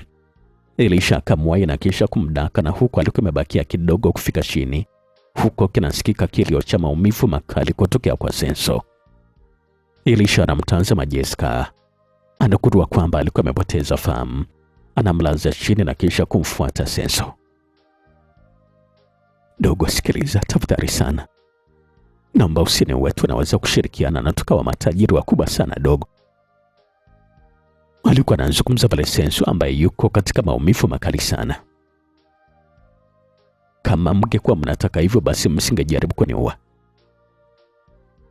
Alikuwa anazungumza pale Elisha, na huku alikuwa anashikilia kisu na kuchomwa kwa nguvu kutokea kwenye bega, kitendo ambacho kinasababisha maumivu makali sana kwa Senso ambaye anatoa kilio kikubwa cha maumivu kama mtoto mdogo. Wakati huo pia zinasikika sauti za magari kutokea upande wa mjini. Senso anaachia tabasamu pana la ushindi, akiwa nadhani ya kwamba Elisha angemwacha na kuhofia magari hayo ambayo ilikuwa inaonyesha wazi kabisa kwamba yalikuwa yamekingwa na kona iliyopo karibu. Lakini kabla hata ile tabasamu halijayeyuka, Elisha naye akamtazama na kuachia nusu tabasamu, tabasamu ambalo linamshtua sana Senso kwa sababu lilikuwa ni tabasamu la ishara mbaya kwake. Na kabla Senso hajazungumza neno lolote, tayari kisu kilikuwa kimepita shughuli kwake na kukata kabisa koo lake, kwa ambalo lilimwaga damu kama bomba ambalo limepasuka. Senso akanyosha mkono wake kama mtu ambaye alikuwa anahitaji msaada. Ni kweli kabisa kulikuwa na magari mawili ambayo yalikuwa yanakuja hapa darajani. Ni magari Toyota Land Cruiser pickup mali ya jeshi la polisi, na kila gari moja lilikuwa lina askari nyuma yake, na wote wakiwa na silaha za bunduki. Gari la mbele kabisa upande wa siti ya abiria wa mbele alikuwepo Inspector Christina Benson, ambaye ni mmoja kati ya wale walioona mapema kabisa magari mawili, pikipiki moja pamoja na watu waliolala chini katika eneo la hapa darajani. Inspector Tina ndio alikuwa ni wa kwanza kabisa kulitambua gari la Senso ambalo aliliona muda mfupi uliopita likiachia dakika 2 ama 3, pamoja na pikipiki ambayo nayo tunaiona ikiwa hapa darajani. Wale pale, simamisha gari. Alikuwa anazungumza na Inspector Tina huku alikuwa anachukua bastora na kisha kuikoki tayari kwa lolote. Wakati wa dereva alikuwa anaweka gari pembeni na kusimama, likifuatiwa na lile gari jingine. Askari wanashuka kwa pamoja kwenye magari na kubaki madereva pekee. Sasa askari wote umakini unahitajika kwa sababu kuna watu wasiokuwa na hatia. Alikuwa anazungumza na Inspector Tina kwa sauti yake tamu ya kike, na huku alikuwa anasogelea pale darajani, bunduki zikiwa mikononi. Kila pale ambapo alipokuwa analisogelea daraja, ndipo Inspector Tina alikuwa anamuona yule kijana kipofu akiwa anajaribu kumwamsha Jessica ambaye alikuwa amelala chini. Inspector Tina anamuona Elisha alikuwa anapapasa mwili wa Jessica mpaka anapopata mkono na kuangalia mapigo ya moyo. Jamani, msaada! Alikuwa anazungumza pale kwa sauti kubwa Elisha, huku alikuwa anatazama mbele usawa juu kidogo kama tu wanavyofanya walemavu wengine wa macho, na huku watu wengine 4 walikuwa wamelala kwenye vibwawa vya damu. Polisi tumefika. Polisi tumefika. Uko salama sasa. Alikuwa anazungumza vile Inspector Tina ambaye sasa alikuwa ameshamfikia. Naombeni sana mumsaidie Jessica kwa sababu amepoteza fahamu. Alikuwa anazungumza vile Elisha kwa sauti ya kuomba, huku alikuwa anaonekana mwenye hofu kubwa. Askari wanaongozwa na askari mwingine mmoja mwenye cheo cha sergeant wanatawanyika na kukagua eneo lote, huku wengine wakikagua miili yake na Johnson Senso na kukusanya silaha zake na Senso. Inspector Tina anatazama wale marehemu ambao walikuwa wamelala chini na hali ya miili yao jinsi vile ambavyo ilikuwa. Kusema kweli kabisa, hali inamshangaza kidogo inspector huyu wa jeshi la polisi, na hata askari wote walikuwa wametoa macho kwa mshangao kwa kile ambacho walikuwa nakiona. Inspector Tina anamtazama Elisha ambaye bado yuko chini. Anaona yale macho yake ya kahawia kama ambavyo alimuona mara ya kwanza. Angalau sasa Inspector Tina alishawahi kuyaona macho ya Elisha, lakini sasa iliwashangaza hawa askari wengine, akiwemo Jamila ambaye alithibitisha kwamba kijana huyu mtanashati alikuwa ni mlemavu wa macho. Askari, mchukueni dada Jessica mumpakizeni kwenye gari lake. Alikuwa anazungumza vile Inspector Tina. Askari mmoja akamwinua Elisha na kumsimamisha, na wengine wanasaidia na kumbeba Jessica na kumpeleka kwenye gari yake. Pisi Jamila mwokote miwani yake. Alikuwa anazungumza vile Inspector Tina, huku alikuwa anaonyesha miwani ambayo ilikuwa mita kadhaa kutoka pale ambapo alikuwa amesimama. Ni kweli kabisa, Pisi Jamila alikwenda kuichukua miwani, huku Inspector Tina alikuwa anamtazama tena Elisha. Elisha, unaweza kunieleza kwa ufupi ni kitu gani ambacho kimetokea hapa? Alikuwa anauliza vile swali Inspector Tina, huku alikuwa anamshika mkono Elisha na alikuwa anamuongoza kuelekea kwenye gari. Walitusimamisha tu, akasema kwamba tuwapatie ramani. Alikuwa anazungumza vile Elisha, na huku Tina alikuwa anamsaidia kupanda kwenye gari. Na mara baada ya hapo tena ikawaje? Jessica akawaambia kwamba mbona ramani walishachukua wao wenyewe kule nyumbani walipotuvamia siku ile, lakini wao wakasema kwamba asipowapatia ramani basi wataniua mimi. Alikuwa anazungumza vile Elisha akatulia kidogo na kisha kuendelea kueleza zaidi. Ndipo hapo sasa mara Jessica akaanguka chini, wakaanza kupiga risasi. Baadaye nikawasikia walikuwa nasema kwamba polisi hao wanakuja. Nikasikia vishindo vya watu walikuwa nakimbia. Alikuwa anazungumza vile Elisha. Sawa, basi nafikiri kwamba Jessica atakapopata fahamu atatueleza vizuri, maana yeye ndio aliona kila kitu. Alikuwa anazungumza vile Inspector Tina ambaye baada ya hapo alitoa maagizo ya kwamba polisi ambao walikuwa na uwezo wa kuendesha gari na ile pikipiki waingia kwenye magari na miili ya wale wahalifu ingizwa katika gari moja la polisi na safari ya kuipeleka huko hospitali ianze. Masaa kama matatu baadaye, msikilizaji, majira ya saa 11 za jioni, hata jua likiwa limeshaanza kupoa tayari na kiubaridi kikiwa kimeanza kuchukua nafasi yake kutoka upande wa milima ya Matogoro, hapa katika hospitali ya mkoa wa Ruvuma, eneo lilikuwa lina watu wengi kweli kweli, watu ambao walikuwa wamekuja kwa ajili ya mambo mbalimbali, lakini wengi ilikuwa ni kwa ajili ya matibabu na kuwatazama wagonjwa wao. Katika benchi la mapokezi ama sehemu ya kusubiria tunawaona polisi kadhaa sambamba na Inspekta Tina akiwa pamoja na PC Jamila, bila kumsahau yule askari wa kiume mwenye alama ya V3 kwenye bega lake la kulia. Wao walikuwa wamesimama wanazungumza hili na lile, lakini pia kwenye lile benchi la pale mapokezi, kijana Elisha alikuwa amekaa kwa utulivu kabisa, macho alikuwa ameelekeza mbele, miwani myeusi ilikuwa imetulia usoni kwake. Nguo zake bado zilikuwa zimechafuka kwa damu ambayo ilikuwa imeanza kuganda. Elisha, una hakika kweli kabisa kwamba kuna sehemu ya mwili wako ambayo labda unahisi maumivu? Alikuwa anauliza pale swali Inspekta Tina, huku alikuwa anamtazama Elisha. Elisha anaacha tabasamu hafifu kabla ya kujibu swali hilo kwa kichwa kukataa. Ndio, mimi niko sawa kabisa dada, alikuwa anajibu vile Elisha kwa sauti ya upole. Wakati huo anaonekana bidada Grace alikuwa anaingia pale hospitali, na huku alikuwa na kikapu kizuri cha kubebea chakula. Anasalimiana na akina Inspekta Tina kabla hajamsogelea Elisha, na kisha anakaa pembeni yake na kuzungumza kwa sauti ya chini. Pole sana shemeji, vipi lakini unaendeleaje?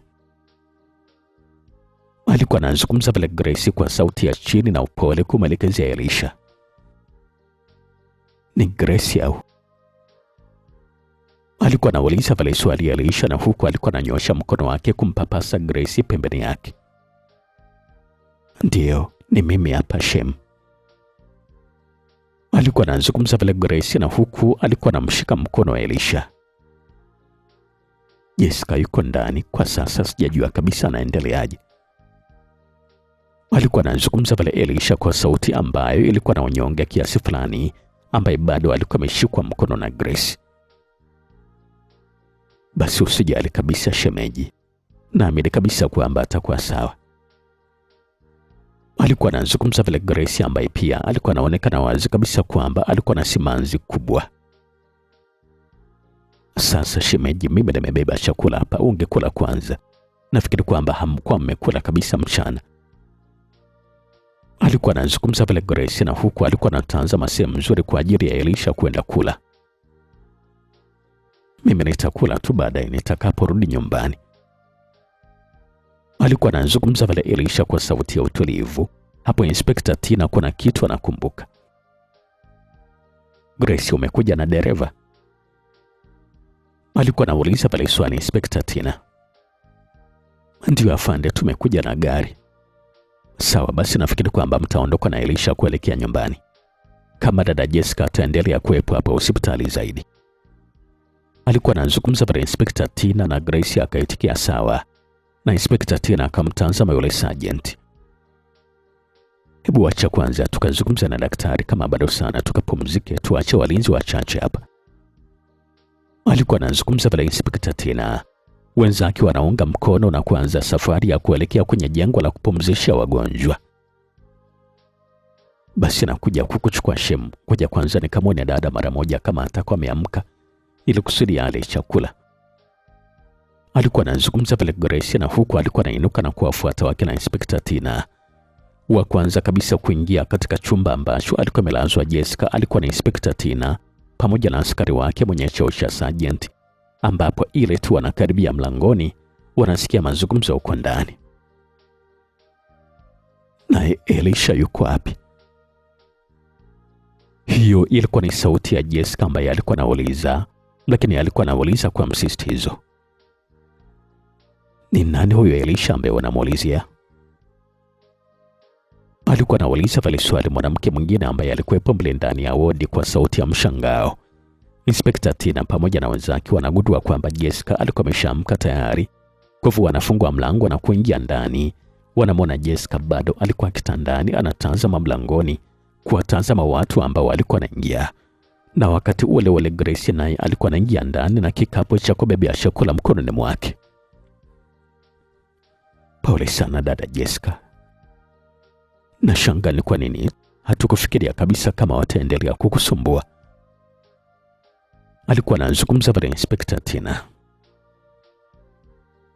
Na kusema kweli kabisa dada, sijui kabisa ni kwa nini Senzo ananisaka namna kama hii. Alikuwa anazungumza pale Jessica kwa sauti ambayo ilikuwa inalalamika, na huku alikuwa anajiinua na kukaa pale kitandani. Drip bado ilikuwa inaning'inia mkononi. Na angalau sasa safari hii umepata mtu wa kukusaidia. Ni nani aliyekusaidia kupambana na wale wavamizi, Jessica? Alikuwa anauliza pale swali Inspekta Tina kwa sauti ya utulivu, na huku alikuwa anaandaa shajara yake kwa ajili ya kuandika. Kwanza kabisa Elisha yuko wapi? Na ni kitu gani ambacho kimempata? Alikuwa anauliza pale swali Jessica, na huku alikuwa anamtazama inspekta wa kike ambaye huyu anaitwa Christina Benson, ambaye na yeye anamtazama yule askari wa kiume kama kuna kitu ambacho alikuwa anamuuliza ambacho hata yeye hakuwa anajua kabisa majibu yake. Inspekta Tina anageuka na kutazama nyuma. Anamtazama Grace kama alikuwa amekuja na Elisha, lakini Elisha haonekani. Yuko nje pale anasubiri twende nyumbani. Alikuwa anazungumza pale Grace. Kama Elisha ni mzima kabisa, basi hata mimi nakwenda nyumbani.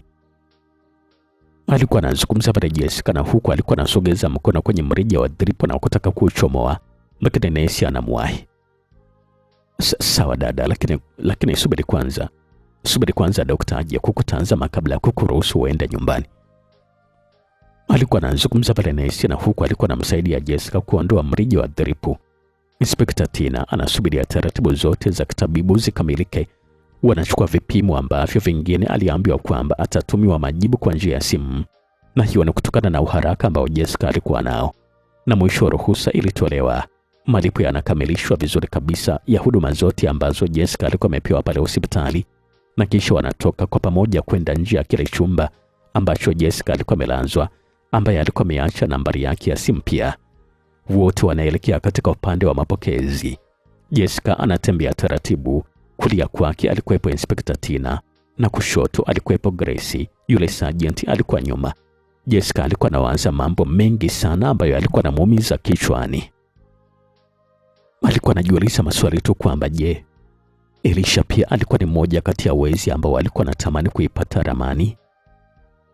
Ama ndio kusema kwamba ni yule mwizi aliyemkodi yeye mwenyewe bila kujua kwamba kumbe ndio huyu kipofu? Alikuwa anajiuliza pale tu maswali Jessica, ambaye alikuwa anazidi kukosa raha, na alikuwa anaingiwa na unyonge kiasi cha kuonekana kama mgonjwa zaidi, hasa pale ambapo alikuwa anajiuliza swali jingine gumu zaidi. Alikuwa anajiuliza kwamba je, mwisho wa haya yote utakuwa ni upi? Yule alikuwa ni mwizi binafsi ama ni mwizi aliyemkodi yeye? Na kwa hivyo sasa inamaanisha akishamaliza kazi anaondoka zake? Na vipi kuhusu mapenzi ambayo alikuwa ameanza kukorea kwake? Maswali hayo yote Jessica alikuwa anajiuliza, ambaye mpaka hapo anaona machozi alikuwa anaanza kumtoka machoni yenyewe. Lakini katika upande wa Inspekta Tina, yeye anatumia nafasi hiyo kuzungumza na Jessica. Jessica, najua kabisa kwamba utakuwa umechoka, lakini kuna mambo unatakiwa kuyajua, na mimi pia nina maswali machache ya kukuuliza. Alikuwa anazungumza bila Inspekta Tina kwa sauti ya utulivu. Ni taarifa kuhusu Elisha au? Alikuwa anauliza pale swali Jessica kwa mshtuko. Inspekta Tina anatabasamu kidogo. Hapana Jessica, ni kuhusu dada yako Fausta Kapongo. Amefanya kitu gani tena dada Fausta afande? Alikuwa anauliza pale swali Jessica, na huku alikuwa anamtazama Inspekta Tina. Wakati huo alikuwa ameshakaribia mapokezi pale ambapo alikuwa amekaa Elisha. Mara baada ya kufanya uchunguzi, tumebaini kwamba Fausta Kapongo ni mke wa Bwana Johnson Senzo. Alikuwa anazungumza pale Inspekta Tina kumwelekezea Jessica. Jessica anasimama na kumtazama Inspekta Tina kwa kutoamini hicho ambacho alikuwa amesikia. Na kumbe yule mwanamke ni mshenzi kiasi kama hiki jamani. Alikuwa anauliza pale swali Jessica kwa sauti ya mshangao. Na kabla Inspekta Tina hajazungumza tena, Jessica akazungumza. Na ndio maana alikuwa anajifanya kwamba anataka kunisaidia kutafuta ramani. Alikuwa anazungumza pale Jessica akionekana wazi kabisa kwamba alikuwa na hasira na mshangao.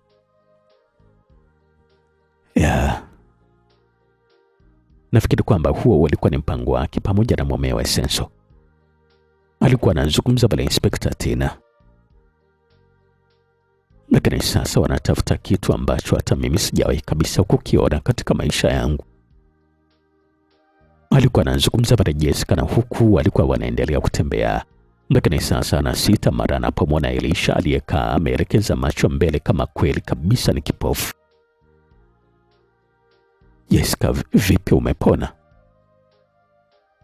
Alikuwa anauliza pale swali Elisha na huku alikuwa ananyosha mkono kupapasa mbele kama mtu ambaye alikuwa anahitaji kushikwa mkono. Jessica bila kujiuliza mara mbili anaudaka mkono wa Elisha. Wanasema kwamba nilipoteza fahamu. Alikuwa anazungumza pale Jessica na huku alikuwa anamkumbatia Elisha. Nilikuwa nadhani ya kwamba wale watu wamekupiga risasi. Alikuwa anazungumza pale Jessica kwa sauti iliyokuwa na furaha. Mimi niliposikia mlio wa risasi nikajua kwamba labda wamekupiga wewe, ndio maana ukaanguka. Alikuwa anazungumza pale Elisha. Jessica anamwasha Elisha kutoka kifuani kwake. Anamtazama Elisha kwa sekunde chache akiwa anatafakari maigizo yake, maana kwa jinsi vile ambavyo alikuwa anauliza, ungesema kwamba sio yeye ambaye alikuwa anachinja watu pale darajani. Jessica anatamani kuzungumza kitu pale, lakini anasita. Tutazungumza vizuri nyumbani. Alikuwa anazungumza pale Jessica na huku alikuwa anaushika mkono wa Elisha na kumwongoza kuelekea kwenye gari, na huku alikuwa anasindikizwa na Inspekta Tina pamoja na wenzie. Dada Jessica, samahani, unaweza kuwa unamtambua mtu aliyefanya mauaji ya wale watu pale darajani? Alikuwa anauliza pale swali Inspekta Tina, na hapo Jessica anashtushwa na hilo swali gumu ambalo hakufikiria kabisa kama angeulizwa wakati ule, japo hata yeye kama angekuwa polisi lazima tu angeuliza. Jessica anatafuta jibu ambalo litamwondoa kwenye swali hilo. Kusema ukweli kabisa mimi hata sijui. Maana nilisikia tu risasi ilikuwa nalia, alafu nikaona tu kizunguzungu. Na kuja kushtuka ndio nipo hapa hospitalini, hakuna chochote ambacho najua. Alikuwa anajibu vile Jessica. Elisha anatabasamu lia chini huku Jessica alikuwa anaendelea kumalizia jibu lake. Labda sasa kama Elisha angekuwa anaweza kuona, ndio angeweza kutuambia ni watu gani. Yeye sasa hata haoni. Alikuwa anamaliza kuzungumza pale Jessica na huku alikuwa anaendelea kutembea kuelekea kwenye gari. Na kwani kuna watu wengine zaidi yake na Johnson Senso ambao waliwahi kuja kuvamia nyumbani kwako labda? Alikuwa anauliza pale swali Inspekta Tina. Kusema ukweli kabisa hakuna. Alikuwa anajibu pale Jessica ambaye alikuwa ameushika mkono wa Elisha. Wanafika kwenye maegesho hapa hospitalini na kisha kuingia kwenye gari. Polisi mmoja anawaendesha wakina Jessica huku magari mengine yalikuwa anawasindikiza mpaka wanapofika nyumbani kwao. Wacha kwanza sisi tuende kituoni tukapange mpango wa kumkamata Fausta huko nyumbani kwake na Manditi. Alikuwa anazungumza pale Inspekta Tina wakati wanaagana, na Tina akaondoka na askari wake akiwa amemwambia Jessica amjulishe endapo litatokea tatizo lolote. Mara tu baada ya kuingia ndani, Jessica alionekana mwenye shauku. Anamuongoza Elisha moja kwa moja mpaka chumbani. Wanapoingia tu ndani, anamwachia mkono na kisha kumvua miwani. Haya, sasa kaa hapo na uanze kunieleza umefuata kitu gani nyumbani kwangu. Alikuwa anazungumza pale Jessica kwa sauti ambayo ilikuwa na hasira, na huku alikuwa anamsogeza Elisha kwenye kochi. Elisha naye kweli kabisa anakaa kwenye kochi na huku alikuwa anatabasamu. Mimi nimekuja hapa kuiba ramani, alikuwa anajibu vile tu Elisha kwa ufupi, kwa sauti ya utulivu, na huku uso wake ulikuwa unatawaliwa na tabasamu. Umetumwa na nani kuja kuiba ramani? Alikuwa anauliza vile swali Jessica kwa sauti ile ile ambayo ilikuwa na hasira, na huku alikuwa amesimama hatua kama mbili kutokea pale ambapo alikuwa amekaa Elisha. Nimetumwa na Jessica Sebastiani, alikuwa anajibu vile Elisha kwa sauti ya utulivu, na huku alikuwa na tabasamu. Macho yake ya kahawia yalikuwa yanamtazama bidada Jessica ambaye mikono yake ilikuwa kiunoni kwa kutokuamini kabisa haya yote ambayo alikuwa anatokea. Jibu la Elisha linamfanya Jessica amtazame kwa macho ya mshangao.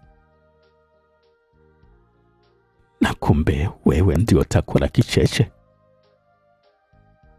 Alikuwa anazungumza bado tu Jessica ambaye anamtazama Elisha kwa dakika moja nzima bila kuzungumza kitu, huku hasira ilikuwa inaondoka usoni kwake, na mwisho anajikuta alikuwa anaacha tabasamu pana. Jessica anaacha kicheko kikubwa sana, kisha anazungumza. Niliambiwa kwamba kicheche ni mwizi wa hatari sana, na kumbe ni kweli kabisa, hawakukosea, maana unaweza kujiba hata wewe mwenyewe. Alikuwa anazungumza pale Jessica, na huku alikuwa anaendelea kucheka, lakini sasa ghafla tu Jessica anaacha kucheka. Anajua na hali ya unyonge, anamtazama Elisha, lakini anashindwa kabisa kumtazama zaidi. Anageuka nyuma na kutembea mpaka kwenye kitanda. Jessica anakaa kwenye kingo ya kitanda, na huku alikuwa anamtazama Elisha. Kwa sasa umeshaikamilisha kazi yako au? Alikuwa anauliza pale swali Jessica kwa sauti ambayo ilikuwa imepoa, kama vile alikuwa amepata taarifa mbaya, ama labda alikuwa ametokewa na kitu cha kuumiza moyo. Ndio, kazi nimeikamilisha vizuri, na itakuwa ni vyema kama nikakupatia wewe mwenyewe na sio huyo wakala wako. Alikuwa anazungumza pale Elisha kwa sauti yake tulivu ile ile, huku na yeye alikuwa anaanza kuingiwa na simanzi kutokana na hali ya Jessica. Jessica anaonyesha mshangao mkubwa sana kwa hicho ambacho Elisha alikuwa amezungumza. Unasema kweli kabisa kwamba kuna ramani? Kwa iko wapi sasa Elisha, na uliwezaje kuipata? Alikuwa anauliza pale swali Jessica kwa sauti ya mshangao kidogo, japo alikuwa anaonyesha kupoa, hakuwa ni mchangamfu kama mwanzo. Elisha anatabasamu kidogo na kisha anazungumza. Ramani ilikuwa ni siri iliyohifadhiwa katika sehemu zako za siri. Alikuwa anazungumza pale Elisha na kufanya Jessica tabasamu kidogo. Yaani kwa hili ambalo umenifanyia na bado unaendelea kuniletea michezo pia Elisha, kweli?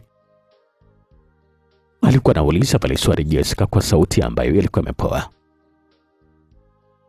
Sio utani kabisa Jessica. Tatu ulionayo katika mwili wako ndio ramani ya kufika Mahea ya Kadala.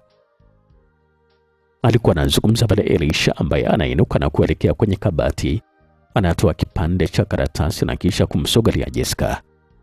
Anamwonyesha ile karatasi ambayo ni kweli kabisa ina mchoro ambao unafanana kabisa kwa 100% na ule mchoro ulioko katika mwili wake, lakini huu ulikuwa umegeuzwa baadhi ya alama ambazo zinaonyesha kwamba ni eneo la ardhi. Kwa sasa hapa ramani inaanzia shingoni kwako ambako ni Luhuila, inakwenda mpaka kwa bibi ambako ni Mahea. Ni kilomita nyingi kutokea Luhuila kwenye nyumba ya babu. Alama kubwa ni hii miti ya mibuyu ambayo ilipandwa miaka 100 iliyopita kule Luhuila. Alikuwa anazungumza pale Elisha kumwelekezea Jessica. Hapo sasa Jessica anapata picha na kumbukumbu ya maneno ya Elisha masaa kadhaa yaliyopita kwamba ile sehemu ya kaburi la babu Zunda kwenye mbuyu wa kwanza ndio sehemu yenye mwanzo wa mafanikio yake. Kwa maana kwamba kama Elisha alikuwa anatoa maelekezo ya kukamilisha kazi yake, na hapo Jessica anapata picha kwamba mara baada ya kukamilisha jukumu Elisha anatakiwa kuondoka zake. Kwa sasa upendo, furaha pamoja na yote ambayo alikuwa amefanya na kuyapata wakiwa pamoja ilikuwa ni katika kutekeleza majukumu yake ya kazi. Kwa kusingekuwa na mapenzi tena, furaha wala chochote ambacho alikuwa amekianzisha, na pengine Elisha alikuwa na mwanamke wake mwingine huku ambako alikuwa ametoka. Hapo sasa Jessica anamtazama Elisha kwa macho ambayo yalikuwa na simanzi. Ni kitu gani kingine ambacho umenidanganya Elisha kwa miezi yote ambayo tulikuwa pamoja? Alikuwa anauliza pale swali Jessica kwa sauti ambayo ilikuwa imepoa. Elisha anatulia kidogo na kisha kujibu swali hilo. Zaidi tu ya kukudanganya kwamba mimi ni kipofu, kumbe sio. Sijakudanganya kitu kingine chochote kile Jessica. Nimekutajia mpaka jina langu la ukweli kabisa, kinyume na kazi yangu. Alikuwa anazungumza pale Elisha, na huku alikuwa anakwenda kukaa kwenye kochi ambalo alikuwa amekaa mwanzo, na huku alikuwa anamtazama Jessica. Jessica anamtazama Elisha kwa sekunde chache. Kuna jambo kubwa alikuwa anawaza. Sura yake inaongeza unyonge zaidi. Umeshamaliza kazi yako, kwa sasa unaondoka? Alikuwa anauliza pale swali Jessica kwa sauti ambayo ilikuwa imepoa. Elisha anatabasamu kidogo. Ni tabasamu ambalo lilikuwa limenyongea. Kama nitabaki pengine naweza kuwa ni kikwazo, na kama itakuwa ni hivyo basi ni bora tu niondoke. Alikuwa anazungumza pale Elisha na kisha anavuta pumzi ndefu na kuzishusha. Jessica anamtazama Elisha kama vile hakuelewa kabisa kile ambacho alikuwa anazungumza, ama hakuamini kabisa kile ambacho alikuwa anakisikia.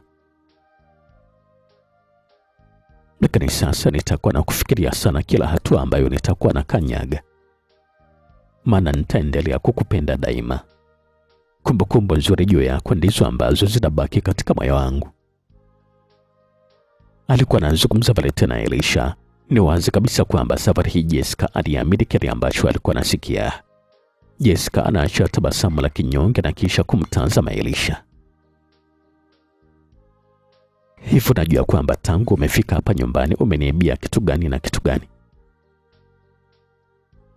Alikuwa anauliza pale swali Jessica kwa sauti ya upole, na huku alikuwa anamtazama Elisha. Elisha anatulia kidogo. Anawaza jibu la kumpatia Jessica. Anapopata jibu anamtazama usoni.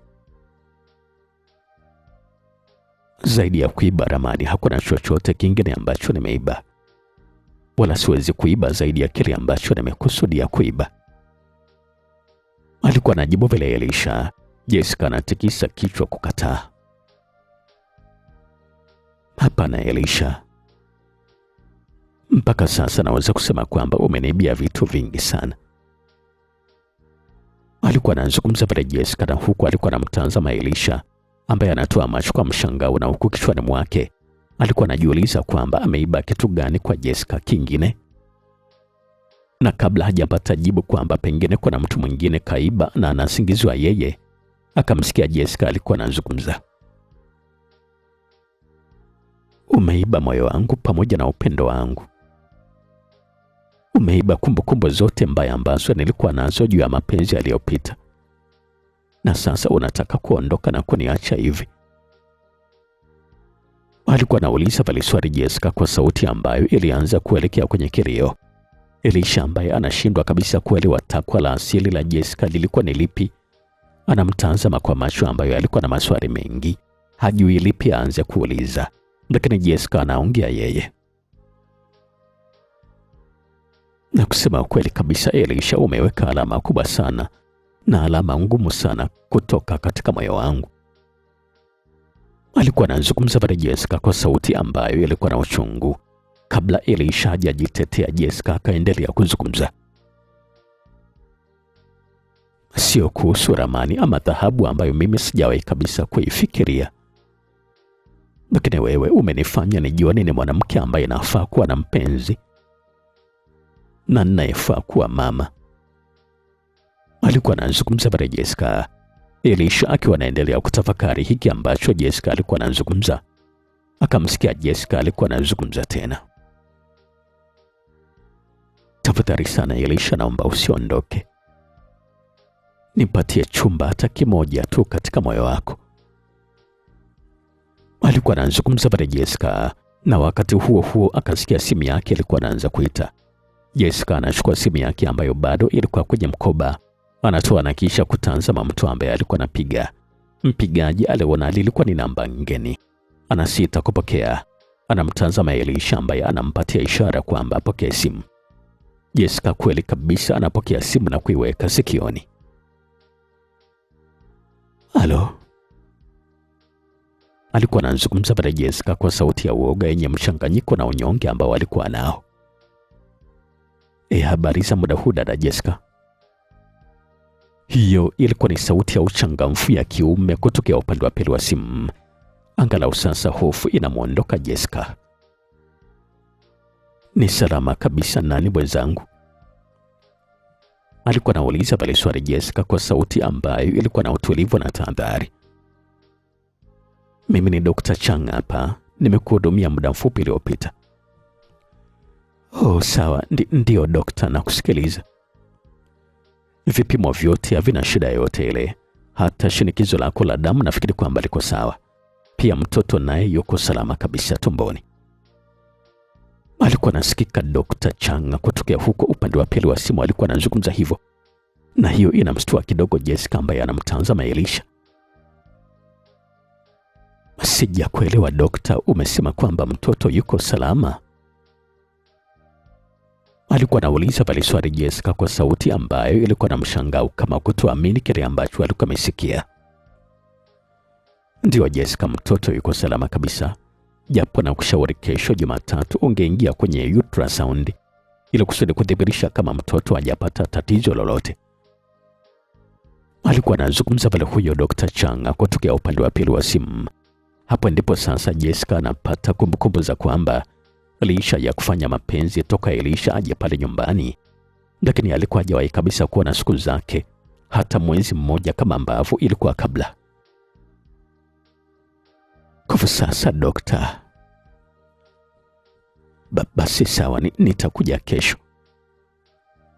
Alikuwa anazungumza pale Jessica akiwa anasita kuzungumza hicho ambacho alikuwa anataka azungumze. Mara baada ya kumaliza kuzungumza alikata simu, huku muda wote macho yalikuwa kwa Elisha tu ambaye ni kama alishajua kile ambacho kilikuwa kinazungumzwa. Jessica anainuka pale ambapo alikuwa amekaa na kwenda moja kwa moja kwenye kochi la Elisha, na bila kuuliza anamkumbatia kwa nguvu sana Elisha. Wanaangukia kwenye kochi na Jessica anamlalia Elisha kwa juu, huku bado alikuwa amevaa zile nguo ambazo zilikuwa zimechafuka kwa damu. Elisha, tafadhali sana, naomba tulee mtoto kwa pamoja, kwa sababu nataka kuwa na mtoto wangu anaishi na sisi wote kama wazazi. Alikuwa anazungumza pale Jessica kwa sauti ambayo ilikuwa inaonyesha wazi kabisa kwamba alikuwa na furaha kubwa. Mimi sina kabisa kipingamizi Jessica.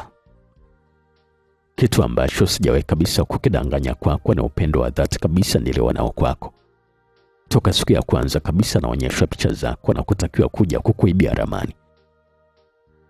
Alikuwa anazungumza pale Elisha, na hapo Jessica akajiinua kidogo na kumzabua kofi shavuni Elisha. Kwa sasa ukachagua njia hii kuingia nyumbani kwangu.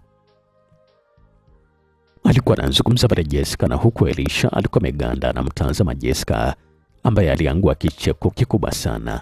Elisha naye akaunga kicheko pia. Wote wanaangua kicheko, na huku Jessica alikuwa anajilaza juu ya Elisha kabla ya kusogeza mdomo wake kwenye mdomo wa Elisha na kuanza kupeana juisi ya mate kwa sekunde chache kabla Jessica hajajitoa na kumtazama Elisha usoni. Kwa sasa Elisha ndio kusema kwamba utakuwa mume wangu. Alikuwa anauliza pale swali Jessica kwa sauti nyororo, na huku alikuwa anamtazama Elisha kwa macho legevu. Ndio mke wangu, mimi na wewe mpaka kifo. Alikuwa anazungumza pale Elisha kwa sauti tulivu na macho ya kilevi. Jessica anafumba macho na kusogeza tena mdomo wake mdomoni kwa Elisha, na kisha wanaanza tena kupeana juisi ya mate kwa sekunde chache kabla Jessica hajainuka tena kutokea kwa Elisha. Basi tukaoge mume wangu, lakini toa kwanza huo uchafu kwenye macho yako. Alikuwa anazungumza pale Jessica kwa utani, na huku alikuwa anasimama pembeni na kumvuta mkono wa Elisha ili kusudi asimame. Elisha anashika kidogo. Usijali kabisa mke wangu. Lakini sasa kumbuka kwamba tuna safari ya kuelekea Dar es Salaam kwenye matibabu. Nisije kukamatwa kwa mauaji. Alikuwa anazungumza pale Elisha kwa sauti ya msisitizo. Hata kama kusingekuwa na safari ya matibabu, ni lazima tu tungeenda Dar es Salaam ili kusudi nikamsalimie mama. Alikuwa anazungumza pale Jessica, na huku alikuwa anaelekea bafuni ambako Elisha alitoa zile mboni bandia kwenye macho yake na kuonekana kijana mwingine kabisa mwenye mwonekano wa kuzidi kuvutia zaidi. Mara baada ya hapo sasa, kilichofuata msikilizaji, wakajikuta walikuwa nasahau kabisa kama walikuwa hawajala chakula tangu walipokunywa chai asubuhi kabla hawajaondoka nyumbani. Yaani walipeana dudu kama vile walikuwa wametoka jela. Siku ile kusema kweli kabisa ilikuwa ni siku ya kipekee kweli kweli. Hata chakula walikula wakiwa chumbani kweli kweli. Hata Grace ambaye aliingia chumbani na kuelewa kitu ambacho kilikuwa kinaendelea kwa watu wawili, alishangazwa na mambo mawili. Moja ilikuwa ni kukamiana kwa wawili wale ambao licha kulala pamoja kila siku, lakini muda wale hawakujali kabisa kama Jessica alikuwa ametoka kulazwa. Na kingine ilikuwa ni muonekano mpya wa Elisha ambaye alikuwa anaonekana wazi kabisa kwamba hakuwa ni kipofu. Hata hivyo, Jessica akamweleza Grace kwamba alikuwa anatakiwa kutulia na kile ambacho alikuwa amekiona hapaswi kabisa kumweleza mtu yoyote mpaka pale ambapo atakaporejea Dar es Salaam, ndipo kila kitu kitakuwa wazi. Majira ya saa 4 za usiku, msikilizaji, kwa saa za ukanda wa Afrika ya Mashariki, huko katika mtaa wa Namanditi magharibi mwa mji wa Songea.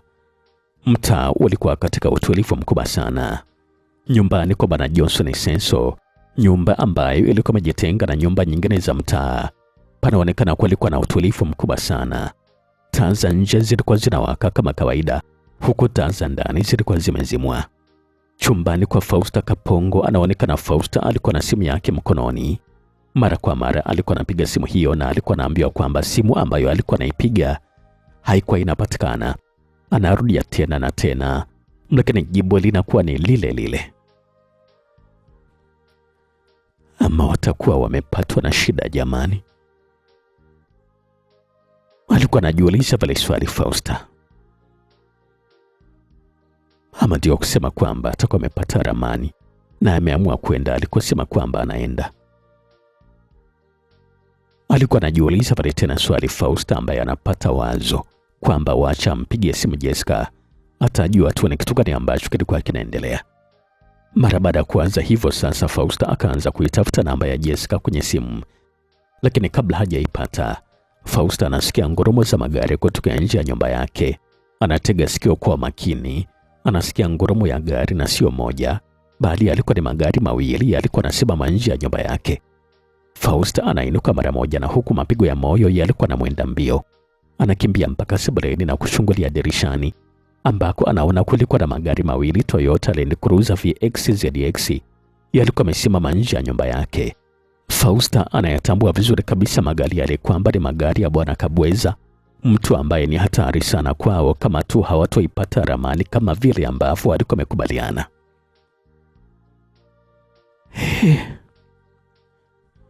Amekuja tena huyu mzee. Alikuwa anazungumza pale Fausta kwa sauti ya mshtuko na uoga, na huku alikuwa anawaona vijana wawili walikuwa wanasogelea mlango wa nyumba yake. Fausta anajua kinachofuata ni kipigo kama ambacho huwa anapewa mume wake Johnson Senso. Fausta anakimbilia upande wa jikoni kwa haraka na kuanza kufungua mlango.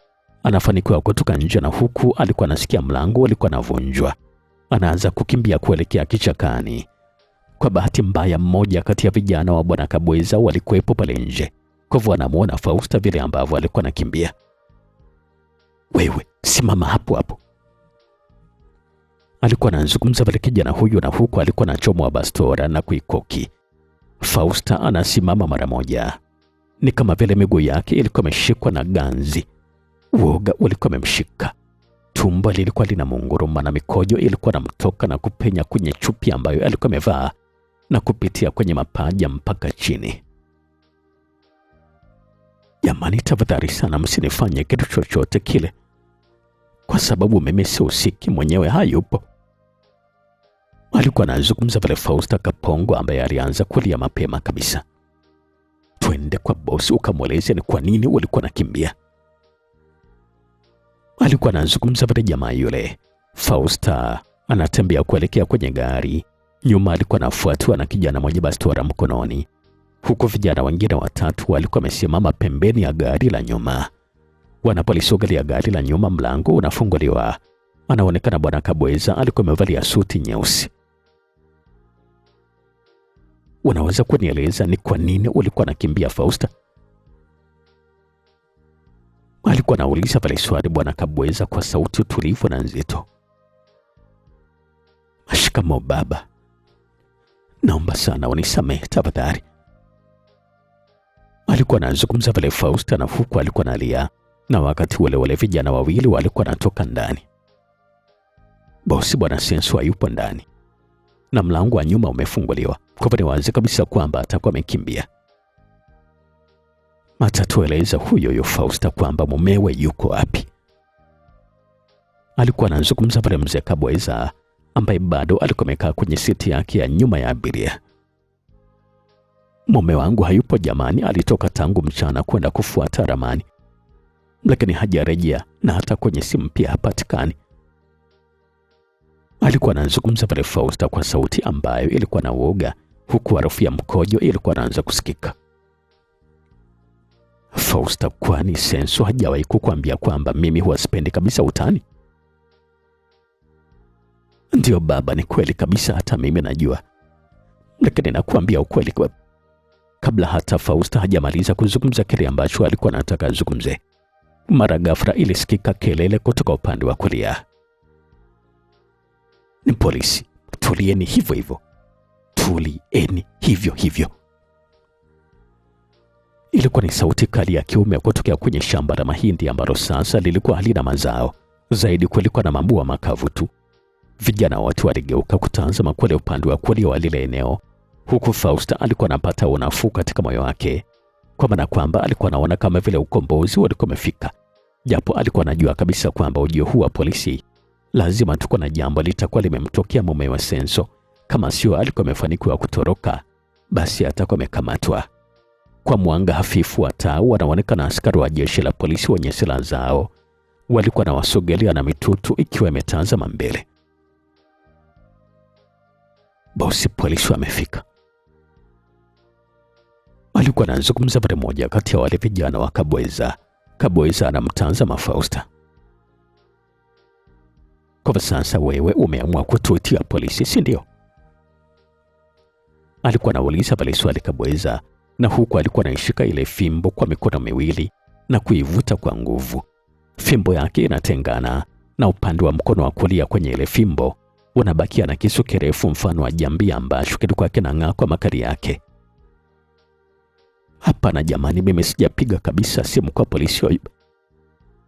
Kwani Fausta alimaliza hata kuzungumza kile ambacho alikuwa anataka azungumze, kwa sababu aliona mkono wa Kabweza ulikuwa na shuka na kisu kifuani mwake. Ulikita kwa nguvu upande wa kushoto wa kifua chake, na kisha Kabweza alichomoa kisu na kurudisha ndani ya gari. Hiyo ilikuwa ni kama alikuwa ameruhusu mapigano, maana wakati Fausta alikuwa anaanguka chini, huku milipuko midogo ya risasi za bastola ilikuwa inaanza kusikika kwa fujo. Vijana wa Kabweza walikuwa na shambulia upande ambako kulikuwa na askari wa jeshi la polisi, na huku walikuwa wanaingia kwenye magari yao. Lakini kabla hawajayafikia magari yao, tayari jibu la shambulizi ambalo walikuwa wamelifanya lilianza kusikika kutokea upande wa kulia. Safari hii milipuko ilikuwa ni mikubwa kidogo, ambayo ilikuwa ni milipuko ya SMG mashine. Watu na magari walikuwa wanashambuliwa. Vijana wa Kabweza walikuwa wanaanguka chini. Hakuna gari ambalo lilikuwa linatembea. Sekunde chache baadaye milipuko inakoma. Askari wanasugaria magari kwa umakini mkubwa. Dakika moja baadaye askari 15 wanaonekana wamezingira nyumba yote ya Bwana Johnson Senso. Wanakagua gari moja baada ya lingine, na ndani wanaona watu walikuwa wameshafariki dunia.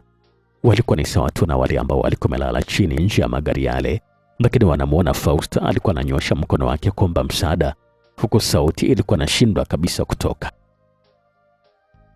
Huyu mwanamke bado mzima jamani, awaishwe hospitali mara moja.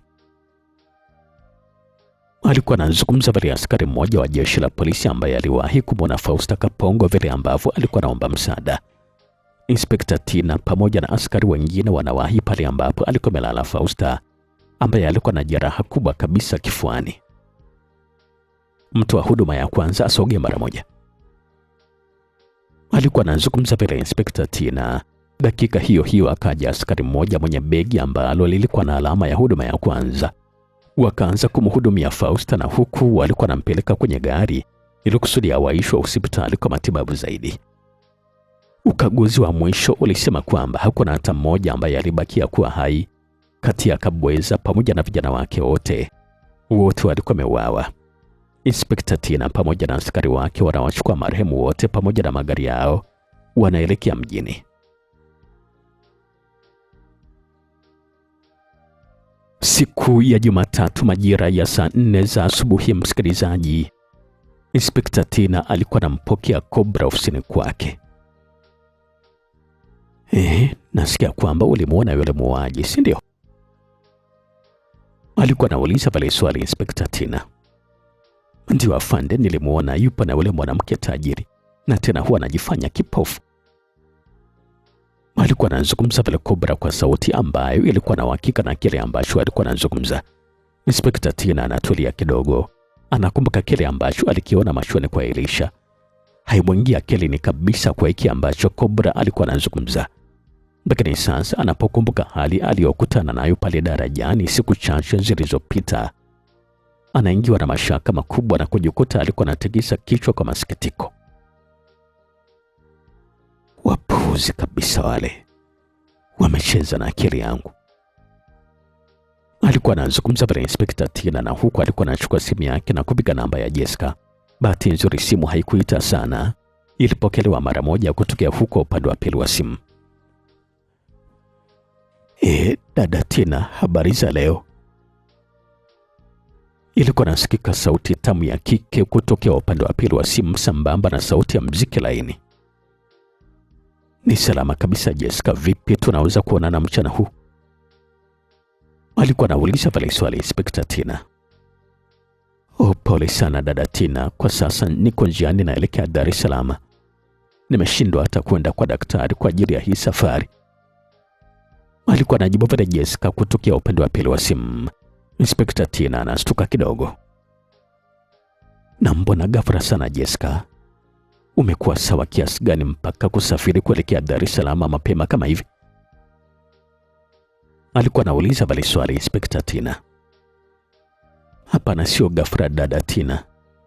Jumatano Elisha anatakiwa kukutana na daktari wa macho huko Dar es Salaam. Ndio maana nawahi. Alikuwa anazungumza pale Jessica na Inspekta Tina aliachia tabasamu na huku alikuwa anatikisa kichwa kwa masikitiko. Basi sawa Jessica, kuna shida. Nilikuwa nataka nikujulisha tu kwamba Fausta Kapongo tulimkamata jana usiku, lakini tulikuta ameshambuliwa na washirika wake. Lakini sasa anaendelea vizuri mara baada ya kupatiwa matibabu. Alikuwa anazungumza pale Inspekta Tina. Basi ni afadhali mmemkamata Tina, nitakuja kumwona mara baada ya kurejea. Sawa dada, lakini hongera sana. Na hongera sana kwa kishemeji kwa kazi nzuri ya kuwadhibiti wale washenzi. Alikuwa anazungumza pale Inspekta Tina. Hapo kilisikika kicheko kikubwa kutoka upande wa pili wa simu na Inspekta Tina naye akaangua kicheko pia. Sawa dada, lakini sasa naomba ukae kimya. Ukijua wewe tu inatosha, tumeshakuwa ndugu sasa. Usijali kabisa Jessica. Haukuwa na namna yote zaidi ya kufanya kama vile ili kusudi kujilinda. Alikuwa anazungumza pale Inspekta Tina kabla ya kuagana na Jessica na kukata simu na kisha akamtazama Jacobo. Jacobo, nasikia siku hizi unaendesha bajaji kwa ajili ya abiria, si ndio? Ndio, ni kweli kabisa afande, kwa sasa kusema kweli kabisa sitaki masuala ya uhalifu. Vizuri sana. Sasa hakikisha unaendelea na kazi yako hiyo hiyo, sawa? Alikuwa anazungumza pale Inspekta Tina kwa sauti ya kuonya. Cobra anaitikia kwa kichwa huku uso wake ukiwa katika hali ya unyenyekevu. Na kama utarudia tena kukaba watu kama ambavyo ulikuwa nafanya mwanzo na wenzio, basi itakuwa ni zamu yako kuuliwa. Alikuwa anazungumza pale Inspekta tena kwa sauti ya msisitizo na kisha kumruhusu Cobra kuondoka.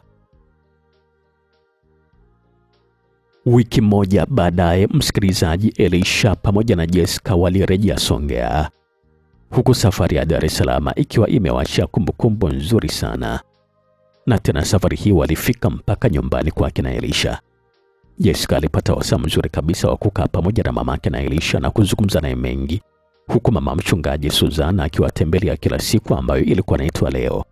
Hata alipokutana na Elisha akajikuta alikuwa anacheka yeye mwenyewe. Huku Songea, Elisha hakuvaa tena miwani. Alikuwa anaonekana kwamba alishapona macho baada ya kwenda Dar es Salaam.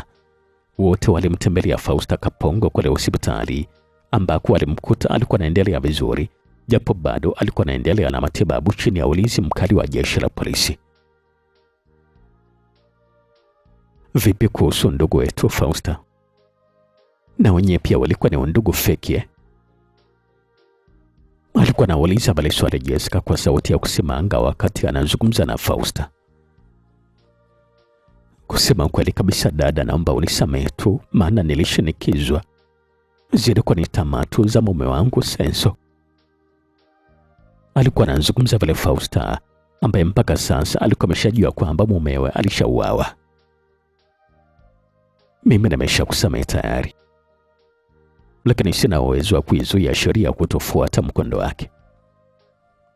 Alikuwa anazungumza pale Jessica, na hivyo ndivyo ilivyokuwa miezi 6 baadaye, maana Fausta alihukumiwa miaka 20 gerezani. Miaka 2 baadaye, msikilizaji, yani mwaka 2015, Jessica pamoja na Elisha walikuwa ni mmoja kati ya matajiri wakubwa Afrika. Na sasa walikuwa na miliki viwanda vingi sana vya kutengeneza bidhaa ambazo zinatumiwa na watu kila siku majumbani mwao. Wakati huo wawili hawa tayari walikuwa na mtoto wa kike, na Jessica alikuwa na ujauzito mwingine. Mara kwa mara walikuwa na kwenda kutembelea kwenye pango la vuzi la Kadala ambako sasa wameshahamisha mizigo yote ya dhahabu. Msikilizaji, huu ndio mwisho kabisa wa simulizi yetu nzuri inaitwa Sehemu za Siri, iliyoandikwa na mtunzi Edgar Mbogo. Edgar Mbogo unaweza kumpata kwa nambari zake za simu za 0743 632 247. Msimuliaji wako Felix Mwenda unaweza kunipata kwa nambari zangu za simu za 0766 47 48 57.